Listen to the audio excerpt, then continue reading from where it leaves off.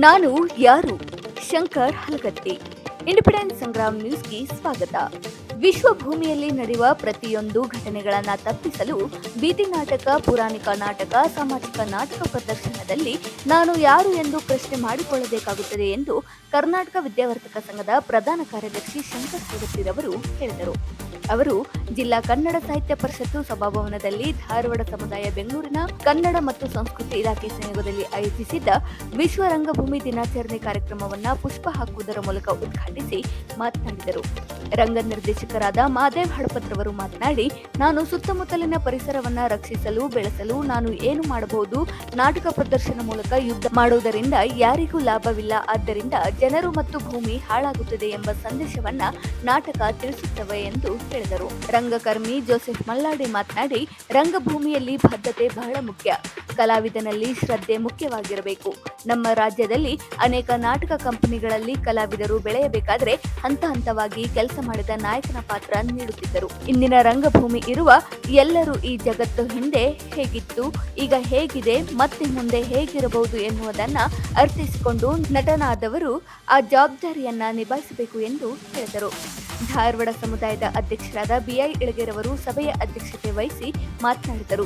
Shankar Halagatti, B Maruti, doctor Basavaraj ಕುರಿಯವರ್, Mahadev ಹಡಪತ್, ಪ್ರಭು ಕುಂದುರ್ಗಿ ಸೇರಿದಂತೆ ಅನೇಕ ರಂಗಭೂಮಿ ಕಲಾವಿದರನ್ನ ಸನ್ಮಾನಿಸಿ ಗೌರವಿಸಿದರು. 5 ಮಂಡಳಿಗಳಿಗೆ ನೆನಪಿನ ಕಾಣಿಕೆ ನೀಡಿದರು. ಲೀಲಾ ವಡ್ನೋರ್ ಸೇರಿದಂತೆ ಅನೇಕರು ಉಪಸ್ಥಿತರಿದ್ದರು.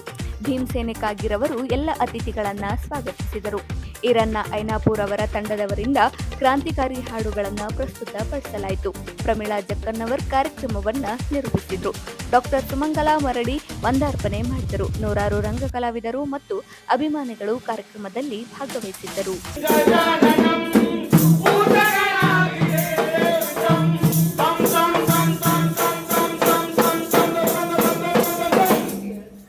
ಗಡಿಗಳೇ ಇಲ್ಲ ನಮಗೆ, ಗಡಿಗಳೇ ಇಲ್ಲ, ಗಡಿಗಳೇ ಇಲ್ಲ ನಮಗೆ, ಗಡಿಗಳೇ ಇಲ್ಲ, ಗಡಿಗಳೇ ಇಲ್ಲ ನಮಗೆ, ಗಡಿಗಳೇ ಇಲ್ಲ, ಗಡಿಗಳೇ ಇಲ್ಲ ನಮಗೆ, ಗಡಿಗಳೇ ಇಲ್ಲ. ಉರಿವ ಸೂರ್ಯನಿಗೆ ಜಾತಿ ಇಲ್ಲ, ಉರಿವ ಸೂರ್ಯನಿಗೆ ಜಾತಿ ಇಲ್ಲ, ಸಲಹೋ ಭೂಮಿಗೆ ಧರ್ಮವೇ ಇಲ್ಲ, ಸಲಹೋ ಭೂಮಿಗೆ ಧರ್ಮವೇ ಇಲ್ಲ. ಉರಿವ ಸೂರ್ಯನಿಗೆ ಜಾತಿ ಇಲ್ಲ, ಸಲಹೋ ಭೂಮಿಗೆ ಧರ್ಮವೇ ಇಲ್ಲ, ಉರಿವ ಸೂರ್ಯನಿಗೆ ಜಾತಿ ಇಲ್ಲ, ಸಲಹೋ ಭೂಮಿಗೆ ಧರ್ಮವೇ ಇಲ್ಲ. ಮೇಲು ಕೀಳಿನ ಹಂಗೆ ಇಲ್ಲ, ದೇಶ ಭಾಷೆಯ ಗುಂಗೆ ಇಲ್ಲ, ಮೇಲು ಕೀಳಿನ ಹಂಗೆ ಇಲ್ಲ, ದೇಶ ಭಾಷೆಯ ಗುಂಗೆ ಇಲ್ಲ.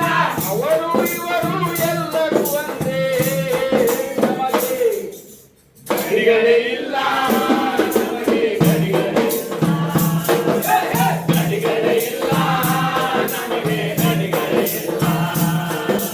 ಯುದ್ಧದಲ್ಲಿ ಫಲವಿಲ್ಲ, ಗೆದ್ದವರಿಗೆ ಸುಖವೇ ಇಲ್ಲ, ಗೆದ್ದವರಿಗೆ ಫಲವಿಲ್ಲ, ಮರಕ್ಕೆ ಭೇದ ಇಲ್ಲ, ಇಲ್ಲ ನೆರಳಿಗೆ ಮೈಲಿಗೆ ಇಲ್ಲ, ಇಲ್ಲ ಮರಕ್ಕೆ ಭೇದವಿಲ್ಲ, ನೆರಳಿಗೆ ಮೈಲಿಗೆ ಇಲ್ಲ, ಮರಕ್ಕೆ ಭೇದವಿಲ್ಲ, ನೆರಳಿಗೆ ಮೈಲಿಗೆ ಇಲ್ಲ. ನಮಗೆ ಗಡಿಯಾಡ ತಡೆಯಂತೂ ಬೇಕಾಗೇ ಇಲ್ಲ.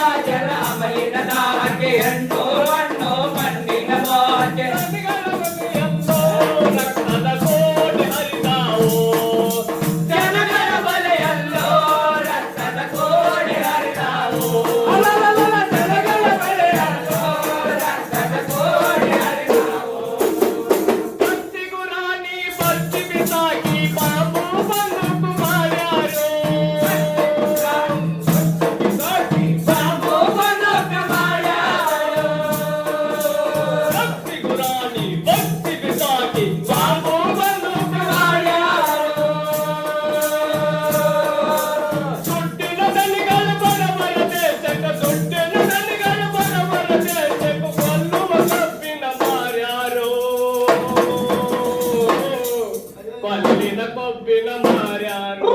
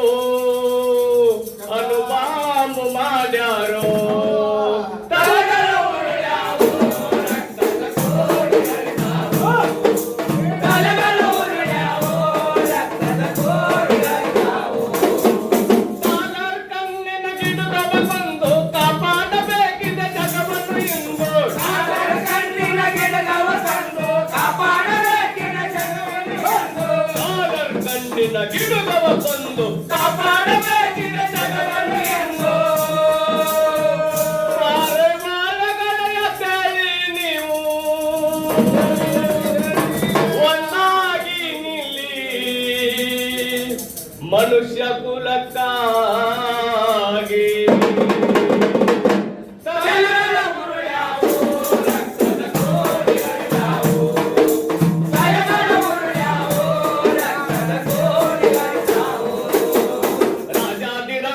ಅಮಲಿನ ದಾಹಕ್ಕೆ ಹೆಣ್ಣು ಮಣ್ಣು ಮಣ್ಣಿನ ಮೋಹಕ್ಕೆ ರಾಜಾದಿರಾಜರ ಅಮಲಿನ ದಾಹಕ್ಕೆ ಹೆಣ್ಣು ಮಣ್ಣು ಮಣ್ಣಿನ ಮೋಹಕ್ಕೆ ಜನಗಳ ಬಲಿಯಲ್ಲೋ ರಕ್ತದ ಕೋಟಿ ಹರಿದಾವು ಜನಗಳ ಬಲಿಯಲ್ಲೋ ರಕ್ತದ ಕೋಟಿ ಹರಿದಾವು ತಲೆಗಳ ಉರುಳಾವು ರಕ್ತದ ಕೋಟಿ ಹರಿದಾವು ತಲೆಗಳ ಉರುಳಾವು ರಕ್ತದ ಕೋಟಿ ಹರಿದಾವು ತಲೆಗಳ ಉರುಳಾವು ರಕ್ತದ ಕೋಟಿ ಹರಿದಾವು.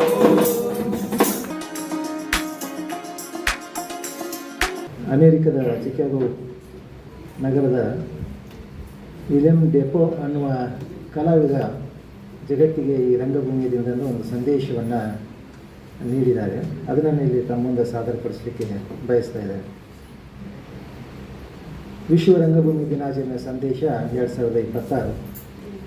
ನಾನು ಮೂಲತಃ ಒಬ್ಬ ನಟ, ಮುಖ್ಯವಾಗಿ ಸಿನಿಮಾ ನಟನಾಗಿ ಈ ಪ್ರಪಂಚಕ್ಕೆ ಪರಿಚಿತನಾಗಿದ್ದರೂ ನನ್ನ ಬೇರುಗಳು ರಂಗಭೂಮಿಯಲ್ಲಿವೆ.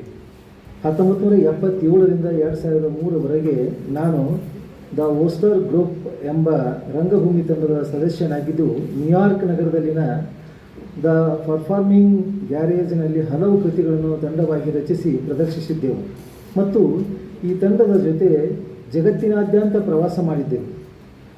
ನಾನು ರಿಚಾರ್ಡ್ ಫಾರಮನ್, ರಾಬರ್ಟ್ ವಿಲ್ಸನ್ ಮತ್ತು ರೋಮಿಯೋ ಕ್ಯಾಸ್ಟೆಲ್ಯುಕ್ಕಿ ಅವರೊಂದಿಗೆ ಸಹ ಕೆಲಸ ಮಾಡಿದ್ದೇನೆ. ಪ್ರಸ್ತುತ ನಾನು ವೆನಿಸ್ ಥಿಯೇಟರ್ ಬೈನೆಲ್ಲೆಯ ಕಲಾವಿದ ನಿರ್ದೇಶಕನಾಗಿ ಕಾರ್ಯನಿರ್ವಹಿಸುತ್ತಿದ್ದೇನೆ.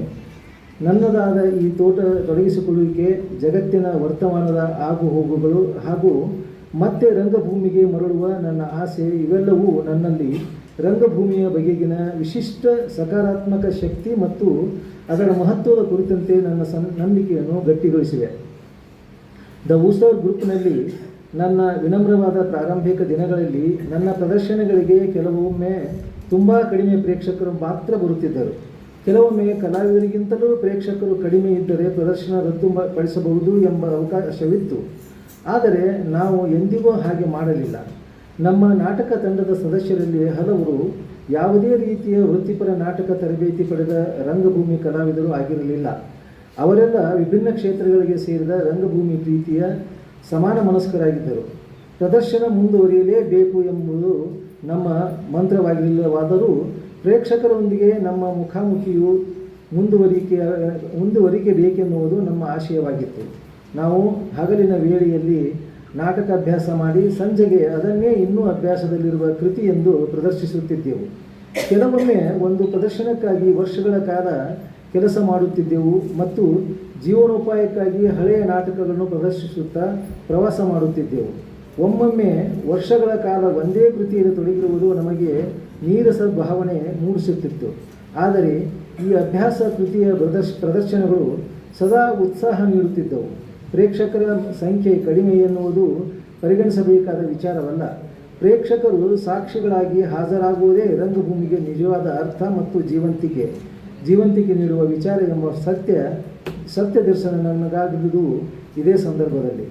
ಗೆಲ್ಲಲು ನೀವು ತೊಡಗಿಸಿಕೊಳ್ಳಬೇಕು ಎಂಬುದಾಗಿ ಜೂಜಿನ ಕೇಂದ್ರದ ಫಲಕದಲ್ಲಿ ಬರೆದಿರುವಂತೆ ಒಂದು ಸೃಜನಶೀಲ ಕೃತಿಯ ಸೃಷ್ಟಿಯ ಸಂದರ್ಭದಲ್ಲಿ ಹಂಚಿಕೊಳ್ಳುವ ಸೃಜನಾತ್ಮಕ ಅನುಭವ ಪ್ರತಿ ಬಾರಿಯೂ ವಿಭಿನ್ನವಾಗಿ ದೊರಕುವ ಅನುಭವಗಳು ರಂಗಭೂಮಿಯ ನಿಜವಾದ ಶಕ್ತಿ. ಸಾಮಾಜಿಕವಾಗಿ, ರಾಜಕೀಯವಾಗಿ ನಮ್ಮನ್ನು ಮತ್ತು ನಮ್ಮ ಜಗತ್ತನ್ನು ಅರಿತುಕೊಳ್ಳಲು ರಂಗಭೂಮಿಯು ಹಿಂದೆಂದೂ ಕೂಡ ಇಂದಿನಷ್ಟು ಮಹತ್ವಪೂರ್ಣ ಮಾಧ್ಯಮವಾಗಿರಲಿಲ್ಲ. ಇದು ಹೇಗೆಂದರೆ ಕೊಠಡಿಯಲ್ಲಿ ಇರುವ ಅನೇಕ ಆನೆಯ ಹಾಗೆ. ಅಂದರೆ ಹೊಸ ತಂತ್ರಜ್ಞಾನಗಳು ಮತ್ತು ಸಾಮಾಜಿಕ ಜಾಲತಾಣಗಳು ಪರಸ್ಪರ ಸಂಪರ್ಕದ ಭರವಸೆಯನ್ನು ನೀಡುತ್ತವೆ, ಜೊತೆಯಲ್ಲಿ ಜನರನ್ನು ಒಬ್ಬರಿಗೊಬ್ಬರು ದೂರ ಮಾಡುತ್ತಿರುವಂತೆಯೂ ಕಾಣುತ್ತವೆ. ನಾನು ಪ್ರತಿದಿನ ಕಂಪ್ಯೂಟರ್ ಬಳಸುತ್ತೇನೆ. ಸಾಮಾಜಿಕ ಜಾಲತಾಣದಲ್ಲೂ ನನ್ನ ಬಗ್ಗೆ ಗೂಗಲ್ನಲ್ಲಿ ಹುಡುಕಿದ್ದೇನೆ. ಮಾಹಿತಿಗಾಗಿ ಕೃತಕ ಬುದ್ಧಿಮತ್ತೆಯನ್ನು ಬಳಕೆ ಮಾಡಿದ್ದೇನೆ. ಆದರೆ ಇಂತಹ ಅತಿರೇಕಗಳು ಉಂಟು ಮಾಡಿರುವ ಅಪಾಯಗಳ ಕುರಿತು ಜಾಣಕೂರ್ಣನಾರ್ತನವನ್ನು ಪ್ರದರ್ಶಿಸುವುದು ಸರಿಯಲ್ಲ. ಈ ಆಧುನಿಕ ಸಾಧನಗಳ ಮೂಲಕ ಬದಲಾಗುತ್ತಿರುವ ಮಾನವ ಸಂಬಂಧಗಳ ಅಪಾಯವ ಅರಿವು ನಮ್ಮಲ್ಲಿರಬೇಕು. ತಂತ್ರಜ್ಞಾನವು ಇಂದು ಬಹುವಾಗಿ ನಮ್ಮ ಸೇವೆಗೆ ಒದಗುತ್ತವೆ. ಆದರೆ ಈ ಸಂಪರ್ಕದ ಮತ್ತೊಂದು ತುದಿಯಲ್ಲಿ ಯಾರು ಇದ್ದಾರೆ ಎಂದು ಅಸ್ಪಷ್ಟತೆಯ ಸತ್ಯ ಮತ್ತು ವಾಸ್ತವದ ಸಂಕಟವನ್ನು ಗಂಭೀರಗೊಳಿಸುತ್ತದೆ. ಆಧುನಿಕತೆಯ ಈ ಅವಕಾಶಗಳು ನಮಗೆ ಪ್ರಶ್ನೆಗಳನ್ನು, ಮಾಹಿತಿಗಳನ್ನು ಕೊಡಬಹುದು. ಆದರೆ ರಂಗಭೂಮಿ ಎಂಬ ಜೀವಂತಿಕೆಯ ಅವಕಾಶವು ಉಂಟು ಮಾಡುವ ಸಂವೇದನಾ ಭಾವವನ್ನು ಅದು ಎಂದಿಗೂ ಕಟ್ಟಿಕೊಡಲಾರದು. ರಂಗಭೂಮಿಯು ನಮ್ಮಲ್ಲಿ ಅವಧಾನದ ಗುಣ, ನಿರಂತರ ತೊಡಗಿಸಿಕೊಳ್ಳುವಿಕೆ ಗುಣವನ್ನು ಬೆಳೆಸುತ್ತದೆ. ಒಬ್ಬ ನಟನಾಗಿ ಮತ್ತು ಒಬ್ಬ ರಂಗ ಸೃಷ್ಟಿಕರ್ತನಾಗಿ ನನ್ನ ರಂಗಭೂಮಿಯ ಶಕ್ತಿಯ ಮೇಲೆ ನನಗೆ ಅತೀವ ನಂಬಿಕೆ ಇದೆ. ಯಾಂತ್ರಿಕತೆ, ಪರಸ್ಪರ ಅಪನಂಬಿಕೆ ಮತ್ತು ಹಿಂಸೆಯ ದಿಕ್ಕಿಗೆ ಜಗತ್ತು ಇಂದು ಸಾಗುತ್ತಿರುವಾಗ ರಂಗಭೂಮಿಯನ್ನು ಕೇವಲ ವ್ಯಾಪಾರಿಕ ಮನೋರಂಜನೆಗೆ ಅಥವಾ ಪರಂಪರೆಗಳ ಒಣ ಸಂರಕ್ಷಣೆಗೆ ಸೀಮಿತಗೊಳಿಸದೆ ಜನರು, ಸಮುದಾಯಗಳು ಮತ್ತು ಸಂಸ್ಕೃತಿಗಳನ್ನು ಸಂಪರ್ಕಿಸುವ ಶಕ್ತಿಯನ್ನಾಗಿ ಬೆಳೆಸುವುದು ನಮ್ಮ ಮುಂದಿರುವ ಸವಾಲು. ನಮ್ಮ ಕನಸುಗಳೇನು ಎಂಬುದನ್ನು ಕಲ್ಪಿಸಲು ನಿಜವಾದ ರಂಗಭೂಮಿ ಪ್ರೇರೇಪಿಸುತ್ತದೆ. ನಾವು ಸಮಾಜ ಜೀವಿಗಳು, ಜಗತ್ತಿನೊಂದಿಗೆ ತೊಡಗಿಸಿಕೊಳ್ಳಲು ಜೀವಶಾಸ್ತ್ರೀಯವಾಗಿ ರೂಪುಗೊಂಡವರು. ನಮ್ಮ ಪ್ರತಿಯೊಂದು ಇಂದ್ರಿಯವೂ ವಿವಿಧ ಅನುಭವಗಳನ್ನು ಪಡೆದುಕೊಳ್ಳಲು ಹೊಂದಿರುವ ಅವಕಾಶ.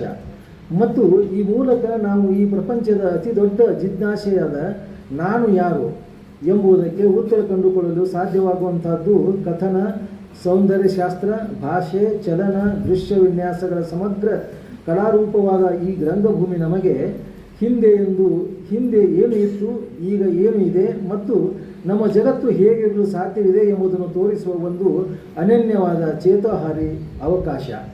ಇದು ವಿಲಿಯಮ್ ಡಿಪೋ ಅವರು ಬರೆದಂಥ ಸಂದೇಶ ನೀಡಿದಂಥ ಇದನ್ನು ನಾನು ಓದಿದ್ದೇನೆ. ಇದನ್ನು ಕನ್ನಡಕ್ಕೆ ಪ್ರಶಾಂತ್ ಆನಂತಾಡಿ ಅಂತ ಕೊಂದೇಳೆ ಅನುವಾದ ಮಾಡಿದ್ದಾರೆ. ಬಹುತೇಕ ಇವತ್ತಿನ ರಂಗಭೂಮಿಯ ಆಶಯಗಳನ್ನು ಭಾಳ ಸ್ಪಷ್ಟವಾಗಿ ಅವರು ಹೇಳಿದ್ದಾರೆ. ತಾವು ನಡೆದು ಬಂದ ದಾರಿಯೊಂದಿಗೆ ಇವತ್ತು ಏನು ಯಾವ ಸ್ಥಿತಿ ಇದೆ ಅನ್ನೋದ್ರ ಬಗ್ಗೆ. ಒಂದು ಕಡೆ ಇವತ್ತು ನಡೀತಾ ಇದೆ ಯುದ್ಧ, ಅಮೇರಿಕಾ ಇರಾನ್, ಇಸ್ರೇಲ್ ನಡುವೆ ಭಾಳ ಜೋರಾಗಿ ಯುದ್ಧ ನಡೀತಿದೆ. ಒಂದು ಕಾಲ ಇತ್ತು ಅಲ್ಲಿ ಏನಾರ ಯುದ್ಧ ಆಗ್ತಿದ್ರೆ ಅಥವಾ ರಾಜಕೀಯದೊಳಗೆ ಏನಾರ ಪಲ್ಲಟ ಆಗ್ತಾಯಿದ್ರೆ ಅದನ್ನು ತಕ್ಷಣ ಬೀದಿ ನಾಟಕಗಳ ಮೂಲಕ ಅದನ್ನು ಅನಾವರಣಗೊಳಿಸುವಂಥ ಕೆಲಸವನ್ನು ನಾವು ಮಾಡ್ಕೊತ ಬಂದಂಥವ್ರು. ಇಲ್ಲಿ ಶಿವರಾಮ್ ಚಟ್ಟರವರು ಇದ್ದಾರೆ, ಹಿರಿಯರದಾರೆ, ಎಲ್ಲರೂ ಇದ್ದಾರೆ ಇಲ್ಲಿ. ಬಹುತೇಕ ಆಗಿನ ಸಂದರ್ಭ ಅಂದರೆ 20-25 ವರ್ಷದ ಹಿಂದೆ ಇದೇ ಕಲಾಭವನದ ಆವರಣದೊಳಗೆ ಬೀದಿ ನಾಟಕ ಯಾವ್ದಾರು ಐತೇನನ್ನುವಂಥ ರೀತಿಯೊಳಗೆ ಪ್ರತಿ ವಾರದೊಳಗೂ 15 ದಿವಸದೊಳಗೆ ಒಂದು ಯಾವುದೋ ಒಂದು ಬೀದಿ ನಾಟಕ ಅಲ್ಲಿ ಇದ್ದೇ ಇರ್ತಿತ್ತು. ಹಾಗೆ ಬೀದಿ ನಾಟಕಗಳ ಕಾಂಪಿಟೇಷನ್ ಸಹಿತ ಅದು ಮಾಡಿದ್ದಿದೆ. ಅಂಥ ಒಂದು ಬೃಹತ್ತಾದಂಥ ಏನು ರಂಗಭೂಮಿ ಇವತ್ತು ನಮಗೆ ಗೊತ್ತಿದ್ದ ಹಾಗೆ ಭಾಳಷ್ಟು ಸೊರಗಿದೆ. ಅದಕ್ಕೆ ನಮಗೆಲ್ಲ ಈ ಸಂದೇಶ ಇದರೊಳಗೆ ಭಾಳ ಸ್ಪಷ್ಟವಾಗಿ ಹೇಳಿದ್ದಾರೆ, ಅದರಂಥ ಶಕ್ತಿ ಮತ್ತೊಂದು ಯಾವುದೂ ಇಲ್ಲ ಅಂತ. ನಮಗೆ ಏನೆಲ್ಲ ತಂತ್ರಜ್ಞಾನ ಇವತ್ತು ಬಂದಾಗಿಯೂ ಸಹಿತ ನಾವು ತಕ್ಷಣ ವಾಟ್ಸಪ್ ಮೂಲಕ, ಫೇಸ್ಬುಕ್ ಮೂಲಕ, ಟ್ವಿಟರ್ ಮೂಲಕ ಎಲ್ಲರಿಗೂ ತಕ್ಷಣ ನಾವು ಇನ್ನೊಬ್ಬರನ್ನು ರೀಚ್ ಹಾಕೀವಿ. ಆದರೆ ಆಚ ಕಡೆ ರೀಚ್ ಯಾರನ್ನ ಆಗೇವಿ ಅನ್ನೋದು ನಮಗೆ ಸ್ಪಷ್ಟವಾದ ಚಿತ್ರಣ ಇಲ್ಲ ಅನ್ನೋದು. ಆದರೆ ರಂಗಭೂಮಿ ಹಾಗಲ್ಲ. ನಾವು ಯಾರಿಗೆ ರೀಚ್ ಆಗಾಕತ್ತೀವಿ ಅನ್ನೋದನ್ನು ನಮ್ಮ ಕಣ್ಣು ಮುಂದೆನೇ ಸಿಗುವಂಥದ್ದು. ಅಂಥ ಒಂದು ಶ್ರೇಷ್ಠ ಸಂದೇಶವನ್ನು ಈ ಜಗತ್ತಿಗೆ ನೀಡಿದಂಥ ಆ ಕಲಾವಿದನನ್ನು ಅಭಿನಂದಿಸ್ತಾ ನಾನು ಮಾತು ಮುಗಿಸ್ತೇನೆ. ನಮಸ್ಕಾರ. ರಂಗಭೂಮಿ ವಿಶ್ವ ರಂಗಭೂಮಿ ದಿನ ಇವತ್ತು. ಹಾಗಾಗಿ ನಾನು ಯಾವತ್ತೂ ಎಲ್ಲೂ ಯಾವ ಕಾರ್ಯಕ್ರಮವೂ ಒಪ್ಕೊಳ್ಳೋದಿಲ್ಲ. ನಾಟಕ ಹಾಗೆ ಈಗ ಶೂಟಿಂಗು ಒಪ್ಕೊಳ್ಳಿಲ್ಲ. ಇವತ್ತು ನಾನು ಬರಲ್ಲ ಅಂತ ಹೇಳಿ ಇವತ್ತು ರಜೆ ಮಾಡಿದ್ದೆ. ಸರ್ ಸಿಕ್ಕರು, ಇಲ್ಲ ಬನ್ನಿ ಅಂತಂದರು. ಆಯ್ತು ಬರ್ತೀನಿ ಸರ್ ಅಂತೇಳಿ ಒಪ್ಕೊಂಡೆ. ಈ ವಿಲಿಯಂ ಡೆಫ್ ಅವರು ಮೊದಲ ಮತ್ತು ಕೊನೆಯ ಪ್ಯಾರದಲ್ಲಿ ಒಂದು ವಾಕ್ಯ ಬಳಸ್ತಾರೆ, ನಾನು ಯಾರು. ಇಡೀ ಇಂಡಿಯನ್ ಮೈಥಾಲಜಿನೂ ಅದನ್ನೇ ಮುಖ್ಯವಾಗಿಟ್ಟುಕೊಂಡು ನಮ್ಮಲ್ಲಿರುವ ಎಲ್ಲ ವಿಜನ್ಸ್ ದರ್ಶನಗಳು ಹುಟ್ಕೊಂಡು, ಯೋಗ ದರ್ಶನವು ನಮಗೆ ಪಾಠ ಮಾಡುವುದು ನಾನು ಯಾರು ಅನ್ನುವುದನ್ನು ನನ್ನೊಳಗಿನ ಅಧ್ಯಾತ್ಮದ ಮೂಲಕ ಕಲಿಸ್ತಾ ಹೋಗೋದು. ಚಾರ್ವಾಕ ಸಂಪ್ರದಾಯವು ನಾನು ಯಾರು ಅನ್ನುವುದನ್ನು ಈ ಪ್ರಕೃತಿಯೊಳಗೆ ನಾನು ಯಾರು ಅಂತ ಹುಡುಕ್ತಾ ಹೋಗೋದು. ನೀವು ಯಾವುದು ಬಸವಣ್ಣ ಹಿಡ್ಕೊಂಡು, ಶಂಕರಾಚಾರ್ಯ ಹಿಡ್ಕೊಂಡು, ಬಾಬಾ ಸಾಹೇಬ್ ಅಂಬೇಡ್ಕರ್ ಹಿಡ್ಕೊಂಡು, ಜ್ಯೋತಿಬಾ ಫುಲೆ ಹಿಡ್ಕೊಂಡು ಎಲ್ಲರೂ ಸಹಿತ ಈ ಪ್ರಕೃತಿಯೊಳಗೆ ನಾನು ಯಾರು ಮತ್ತು ನನ್ನ ಸುತ್ತಲಿರುವ ಪರಿಸರ ಹೇಗಿದೆ ಅಂತ ನೋಡ್ತಾ ಅದನ್ನು ಅರ್ಥ ಮಾಡ್ಕೊಳ್ತಾನೆ, ಅದಕ್ಕೆ ಉತ್ತರ ಕಂಡುಕೊಳ್ತಾನೆ ಜೀವಿತಾವಧಿ ಬದುಕಿದ್ರು. ಅದಕ್ಕೆ ನಮ್ಮ ಜೈನ್ ಫಿಲಾಸಫಿಲಿ ಒಂದು ತತ್ವ ಇದೆ. ಒಬ್ಬ ಮಾಂಕ್ ಅಂದರೆ ಸನ್ಯಾಸಿ, ಅವನು ಸಾಯೋ ತನಕ ಏನನ್ನೂ ಮಾತಾಡೋದಿಲ್ಲ. ಕಡೆಗೆ ಸಾಯೋ ಮುನ್ನ ತನ್ನ ಶಿಷ್ಯರೊಳಗೆ ಒಬ್ಬನಿಗೆ, ತನಗೆ ಬೇಕಾದ ಒಬ್ಬನ ಶಿಷ್ಯನ ಕರೆದು ಅವನಿಗೆ ಬರೀ 4 ಲೈನ್ ಹೇಳ್ತಾನೆ. ಆ 4 ಲೈನ್ ದಾವ್ ದ ಚಿಂಗ್ ಅಂತ ಅದು ಕರೀತಾರೆ ಚೈನೀಸಲ್ಲಿ ಅದನ್ನು. ಆ 4 ಲೈನ್ ಹೇಳಿ ಅವನು ಸತ್ತ ಹೋಗ್ಬಿಡ್ತಾನೆ. ಸತ್ತ ಮೇಲೆ ಆ ಶಿಷ್ಯ ಮತ್ತೆ ತನ್ನ ಸಾವಿನ ಮಾರ್ಗ ಬರೋವರೆಗೂ ಆ 4 ಲೈನ್ಗಳ ಸತ್ಯ ಏನು ಅಂತ ಹುಡುಕಾಟ ಮಾಡ್ತಿರ್ತಾನೆ. ಹಾಗೆ ನಾನು ಯಾರು ಅನ್ನುವುದು ಜಗತ್ತಿನ ಎಲ್ಲ ಆಧ್ಯಾತ್ಮಿಕ ಧಾರೆಗಳಲ್ಲೂ ಅಥವಾ ಸಾಮಾಜಿಕ ಸಾಂಸ್ಕೃತಿಕ ಧಾರೆಗಳಲ್ಲೂ ಉಳ್ಕೊಂಡಂಥ ಒಂದು ಸತ್ವಿತವಾದ ಒಂದು ಪ್ರಶ್ನೆ. ಈಗ ಬೇರೆ ಆಗಿದೆ, ನಾನು ಯಾರು ಅನ್ನೋದಲ್ಲ, ನಾಳೆ ಏನು ಅಂತ ಶುರುವಾಗಿದೆ ಎಲ್ಲರ ಮನಸ್ಸೊಳಗೆ. ನಾಳೆ ಹೆಂಗೆ ಅಂತ, ನಾನು ಯಾರು ಅನ್ನೋದು ಹೊರಟೋಗಿದೆ ನೋಡಿ. ಅದಕ್ಕೆ ಮುಖ್ಯವಾದ ಕಾರಣ, 2ನೇ ಮಹಾಯುದ್ಧ ಆದಮೇಲೆ ನಮ್ಮಲ್ಲಿ ಕಾಮಿಕ್ಸ್ ಅಂತ ಬಂತು. ಒಂದು ಟೆಕ್ಸ್ಟ್, ಅದು ಇಡೀ ರಂಗಭೂಮಿ ಮತ್ತು ಸಾಂಸ್ಕೃತಿಕ ಲೋಕವನ್ನೇ ಡಿಫ್ರೆಂಟಾಗಿ ನೋಡ್ಲಿಕ್ಕೆ ಶುರು ಮಾಡ್ತೇವೆ. ನಾವು ಇವತ್ತು AI ಅನ್ನೋ ಒಂದು ಟೂಲ್ಸ್ ಬಗ್ಗೆ ಮಾತಾಡುವಾಗ ಅದು ಎಷ್ಟು ಡೇಂಜರ್ ಅಂತ ಯೋಚನೆ ಮಾಡ್ತಿರ್ತೀವಲ್ವ, ಹಾಗೆ 2ನೇ ಮಹಾಯುದ್ಧ ಆದ ತಕ್ಷಣದಲ್ಲೇ ಒಂದಷ್ಟು ಡಾರ್ಕ್ ಕಾಮಿಕ್ಸು, ಈ ಪೊಲಿಟಿಕಲ್ ಪ್ರಿಸನರ್ಸ್ ಕಾಮಿಕ್ಸು, ಆಮೇಲೆ ಮಂಗಾ ಕಾಮಿಕ್ಸು ಅಂತ ಹೇಳಿ ಈ ಥರದ್ದು ಬೇರೆ ಬೇರೆ ದೇಶಗಳಲ್ಲೆಲ್ಲ ಮಕ್ಕಳಿಗೆ ಚಿತ್ರಕಥೆಗಳ ಮೂಲಕ ಒಂದು ಜಗತ್ತನ್ನು ಸೃಷ್ಟಿಸುವುದು ಅಂತ. ಅದು ಭಾಳ ವ್ಯಂಗ್ಯವಾಗಿರ್ತದೆ. ನಾವೆಲ್ಲರೂ ನೋಡಿರ್ತೀವಿ, ಪ್ರಜಾವಾಣಿಯಲ್ಲಿ ಬಂದಿರ್ತದೆ, ಎಲ್ಲ ಪೇಪರಲ್ಲೂ ಕಾಮಿಕ್ಸ್ ವ್ಯಂಗ್ಯ ಚಿತ್ರಗಳು ಬಂದಿರ್ತವೆ. ಆದರೆ ಅದು ಮಕ್ಕಳ ಮನಸ್ಸು ಮೇಲೆ ಮಾಡುವ ಪರಿಣಾಮ ಬೇರೆ ಆಗಿರ್ತದೆ. ಅಲ್ಲಿ ನೋಡಿ, ನಾವು ನೈತಿಕ ಕಥೆಗಳನ್ನು ಕೇಳುವಾಗ, ಹೇಳುವಾಗ ಅಥವಾ ಆಧ್ಯಾತ್ಮಿಕ ಸಂಗತಿಗಳನ್ನು ಕೇಳುವಾಗ, ಈಗ ಶಂಕರಣ್ಣ ಹಲಗತ್ತಿ ಸರ್ ಅವ್ರು ಮಾತಾಡುವಾಗ ಅವರು ಇಡೀ ಅನುಭವದ ದೃಷ್ಟಿಕೋನದಲ್ಲಿ ಒಂದಷ್ಟು ತತ್ವವನ್ನು ಹೇಳ್ತಿರ್ತಾರೆ. ಆ ತತ್ವ ನಮಗೆ ಅಳವಡಿಕೆ ಆಗ್ತಿರ್ತದೆ. ಅದು ಆಧ್ಯಾತ್ಮದ ರೀತಿಯಲ್ಲೇ ಆಗ್ಬೇಕಂತಿಲ್ಲ. ಹೇಗೋ ಆ ಥರದ್ದು ಹೊರಟು ಹೋಗಿ ಅಲ್ಲಿ ಈಗ ಜಪನೀಸಿಗೆ ಒಂದು ದೇಶ ಆಗೋದಿಲ್ಲ, ಆ ದೇಶದ ವ್ಯಕ್ತಿಗಳ ಕ್ಯಾರಿಕೇಚರನ್ನು ಅಸಡ್ಡಾಳಾಗಿ ಚಿತ್ರಿಸೋದು, ರಾಕ್ಷಸರು ಅನ್ನೋ ಥರದಲ್ಲಿ ಚಿತ್ರಿಸೋದು. ನೀವು ನೋಡಿ ಬರ್ತೀರಿ, ಉತ್ತರ ಭಾರತದ ಎಷ್ಟೋ ಕಾಮಿಕ್ಸಲ್ಲಿ ದಕ್ಷಿಣ ಭಾರತೀಯರು ಹಸುರರ ಥರ ಇದ್ದಾರೆ. ಕಪ್ಪಿಗೆ, ದುಮ್ಮ ಹೊಟ್ಟೆ, ಒಂಥರ ದಪ್ಪ ಮೀಸೆ, ಅಸಹ್ಯವಾಗಿ ಚಿತ್ರಿಸೋದು. ಅಲ್ಲಿ ಮಕ್ಕಳಿಗೆ ಏನು ಭಾವನೆ ಬರುತ್ತೆ, ದಕ್ಷಿಣ ಭಾರತೀಯರು ಅಂದ್ರೆ ಮದ್ರಾಸಿಗಳು ಅಂತ. ಇವತ್ತಿಗೂ ನೀವು ಬೇಕಾದ್ರೆ ಕಾರ್ಟೂನ್ TV ತೆಗೆದು ನೋಡಿ, ಮದ್ರಾಸಿಗಳನ್ನ ಆಡಿಕೊಳ್ಳುವ ಸಾಕಷ್ಟು ಸಂಗತಿಗಳು ನಮಗೆ ಸಿಗ್ತವೆ. ಇದು ಯಾವ ಥರದ ಭಾವನೆ ಹುಟ್ಟಾಕತ್ತೆ ಮಕ್ಕಳೊಳಗೆ? ಇಲ್ಲಿ ನೋಡಿ, ನಾನು ಯಾರು ಅನ್ನೋ ಪ್ರಶ್ನೆ ಹೊರಟೋಗ್ಬಿಡುತ್ತೆ, ಎಲ್ಲದೂ ಕಾಮಿಡಿ ಆಗ್ಲಿಕ್ಕೆ ಶುರು ಆಗುತ್ತೆ. ಈ ಚಿತ್ರಕಥಾ ರಾಜಕಾರಣ ಬಂದಾದ ಮೇಲೆ ಇಡೀ ಜಗತ್ತಿನ ಸಾಂಸ್ಕೃತಿಕ ವಲಯ ತನ್ನನ್ನು ತಾನು ಬೇರೆ ಥರದಲ್ಲಿ ರೂಪಿಸ್ಕೊಳ್ಳಿಕ್ಕೆ ಶುರು ಮಾಡಿತ್ತು. ಅಂಥ ಸಂದರ್ಭದಲ್ಲಿ ಕಮ್ಯುನಿಸಮ್ ಮತ್ತು ಕಮ್ಯುನಿಸ್ಟ್ ಪಾರ್ಟಿಯ ಕೆಲವು ತತ್ವಕಾರರು, ಅವರು ಏಂಗಲ್ಸು, ಮಾರ್ಕ್ಸು, ಈ ಥರದವರೆಲ್ಲ ಇದೆಲ್ಲ ಸಾಂಸ್ಕೃತಿಕ ರಾಜಕಾರಣ ಅಂಥೇಳಿ, ಇವನ್ ಟಾಲ್ಸ್ಟಾಯ್ ಕೂಡ ದ ಮಿತ್ ಆಫ್ ಮದರ್ ಅಂಥೇಳಿ ಒಂದು ಸಂಗತಿಯನ್ನು ಮುಂದಿಟ್ಟರು. ಮಿತ್ ಆಫ್ ಮದರ್ ಅಂದರೆ ತಾಯಿ ಪುರಾಣ ಅಂತ. ತಾಯಿ ಪುರಾಣ ಅಂತ, ತಾಯಿ ಹೇಳುವ ಕಥೆಗಳಿಗೂ ಈ ಚಿತ್ರಕಥೆಗಳು ಹೇಳುವ ಕಥೆಗಳಿಗೂ ವ್ಯತ್ಯಾಸ ಇದೆ. ಅವಳು ರಾಕ್ಷಸರು ಅಂತ ಹೇಳುವಾಗ ಅಕ್ಕಪಕ್ಕದಾಗಿರೋ ಮನುಷ್ಯರನ್ನ ಯಾರನ್ನೂ ಉದಾಹರಿಸೋದಿಲ್ಲ. ಇವನು ರಾಕ್ಷಸ ಅಂತೇಳಿ ಪಕ್ಕದವನು, ಈ ಜಾತಿ ಅವನು ರಾಕ್ಷಸ, ಆ ಜಾತಿ ಅವನು ರಾಜ ಅಂತ ಹೇಳೋದಿಲ್ಲ ತಾಯಿ. ಎವ್ರಿ ತಾಯಿ ಸಹಿತ, ಪ್ರತಿ ತಾಯಿ ಕೂಡ ತನ್ನ ಮಗುವಿಗೆ ಅದಕ್ಕೆ ಕಲ್ಪನೆಗೆ ಅವಕಾಶ ಸಿಗುವಂಥ ಕಥೆಗಳನ್ನೇ ಹೇಳ್ತಿರ್ತಾಳೆ ತಾಯಿ. ಆದರೆ ಚಿತ್ರಗಳು ಅದನ್ನು ಮಾಡಲಿಲ್ಲ. ಅದು ಪೊಲಿಟಿಕಲ್ ಇದನ್ನು ಅಜೆಂಡಾನ ತಂದು ಮುಂದಿರ್ಲಿಕ್ಕೆ ಶುರು ಮಾಡಿಬಿಡ್ತು. ಅದು ಪರಿಣಾಮ ಬೀರಕ್ಕೆ ಶುರು ಆದಮೇಲೆ ನಮ್ಮಲ್ಲಿ ಒಂದು ಬೀದಿ ನಾಟಕದ ಥರದ ಒಂದಷ್ಟು ಯುದ್ಧ ವಿರೋಧಿ ನಾಟಕಗಳು ಆ ಥರದ್ದು, ಆಮೇಲೆ ಈ ಕೈಗಾರಿಕಾ ಕ್ರಾಂತಿಯ ವಿರೋಧಿ ನಾಟಕಗಳು, ಕೈಗಾರಿಕೆಯನ್ನು ವಿರೋಧಿಸಿ ಕೈಗಾರಿಕೆಯಿಂದ ಆಗುವ ದುಷ್ಪರಿಣಾಮಗಳು. ಇವನ್ ಈ ಕೊಪ್ಪಳದಲ್ಲಿ ಒಂದು ಯಾವುದೋ ಫ್ಯಾಕ್ಟ್ರಿ ಬಂದಿದೆ, ಅವರು ಎಷ್ಟೋ ದಿನಗಳಾಯ್ತು ಉಪವಾಸ ಸತ್ಯಾಗ್ರಹ ಮಾಡ್ತಾ, ಅದ್ರ ಬಗ್ಗೆ ಯಾವ ತಕರಾರು ಇಲ್ಲದಂತೆ ಜನ ಓಡಾಡ್ತಿದ್ದಾರೆ. ಅಲ್ಲಿ ಜನಕ್ಕೂ ಅದ್ರ ಅರಿವಾಗ್ತಿಲ್ಲ. ನೀವು ಅಕಸ್ಮಾತ್ ಯಾವತ್ತಾದ್ರೂ ಒಂದಿನ ಕೊಪ್ಪಳದ ಸೀಮೆಗೆ ಹೋದರೆ ನೀವು ಚಪ್ಪಲಿ ಬಿಟ್ಟು ಒಂದು 10 ನಿಮಿಷ ಕಾಲಲ್ಲಿ ನಡೆದಾಗಿ, ಆಮೇಲೆ ನಿಮ್ಮ ಕಾಲು ನೋಡ್ಕೊಳ್ಳಿ, ಕಪ್ಪಗಾಗಿರ್ತದೆ, ಕಪ್ಪು ಕಾಲಿಗೆ ಅಂಟ್ಕೊಂಡ್ಬಿಟ್ಟಿರ್ತದೆ. ಇನ್ನು ಅದು ಎದೆಯೊಳಗೆ ಎಷ್ಟು ಇಳಿದಿರಬಾರ್ದು. ಅದ್ರ ಬಗ್ಗೆ ಜನಗಳಿಗೆ ಜಾಗೃತಿ ಮೂಡಿಸೋಣ ಅಂತ ನಾವು ಹೊರಟ್ರೆ ಈ ಚಿತ್ರಕಥಾ ರಾಜಕಾರಣದ ಇನ್ನೊಂದು ವರ್ಷ ನಮ್ಮ ಕೈಗಳಲ್ಲಿ ಬಂದ್ಬಿಟ್ಟಿದೆ. ಇದು ಯಾವ ಸಂಗತಿಗಳನ್ನು ಕೇಳಿಸಿಕೊಳ್ಳೋದಿಲ್ಲ. ನೀವು 1 ಗಂಟೆಗಟ್ಟಲೆ ರೀಲ್ಸ್ ನೋಡ್ತೀರಿ ಮಲಗೋ ಮುಂಚೆ. ನಿಜವಾಗ್ಲೂ ಹೇಳಿ, ರೀಲ್ಸ್ ನೋಡಿ ಆದ್ಮೇಲೆ ತಲೆ ಎತ್ತಿ ಎದೆ ಮುಟ್ಕೊಂಡು ಹೇಳಿ, ನಿಮ್ಗೆ ಏನಾರು ಅರ್ಥ ಆಯ್ತಾ ಅಂತ ಕೇಳ್ಕೊಳ್ಳಿ ಒಂದ್ಸಲ ಮನಸ್ಸಿಗೆ. ಏನು ಅರ್ಥ ಆಗಿರೋದು? ಸುಮ್ಮನೆ ನೋಡಿಸಿಕೊಳ್ತದೆ. ಅದನ್ನ ಮ್ಯಾಡ್ನೆಸ್ ಅಂತ ಕರೀತಾರೆ ನಮ್ಮ ಕಲ್ಚರಲ್ ಪಾಲಿಟಿಕ್ಸ್ ಅಲ್ಲಿ. ಅದೊಂದು ಮ್ಯಾಡ್ನೆಸ್. ಇಡೀ ಜಗತ್ತನ್ನು ಮ್ಯಾಡ್ನೆಸ್ ಒಳಗೆ ತುರುಕಿ ಬಿಟ್ಟಿದ್ದಾರೆ.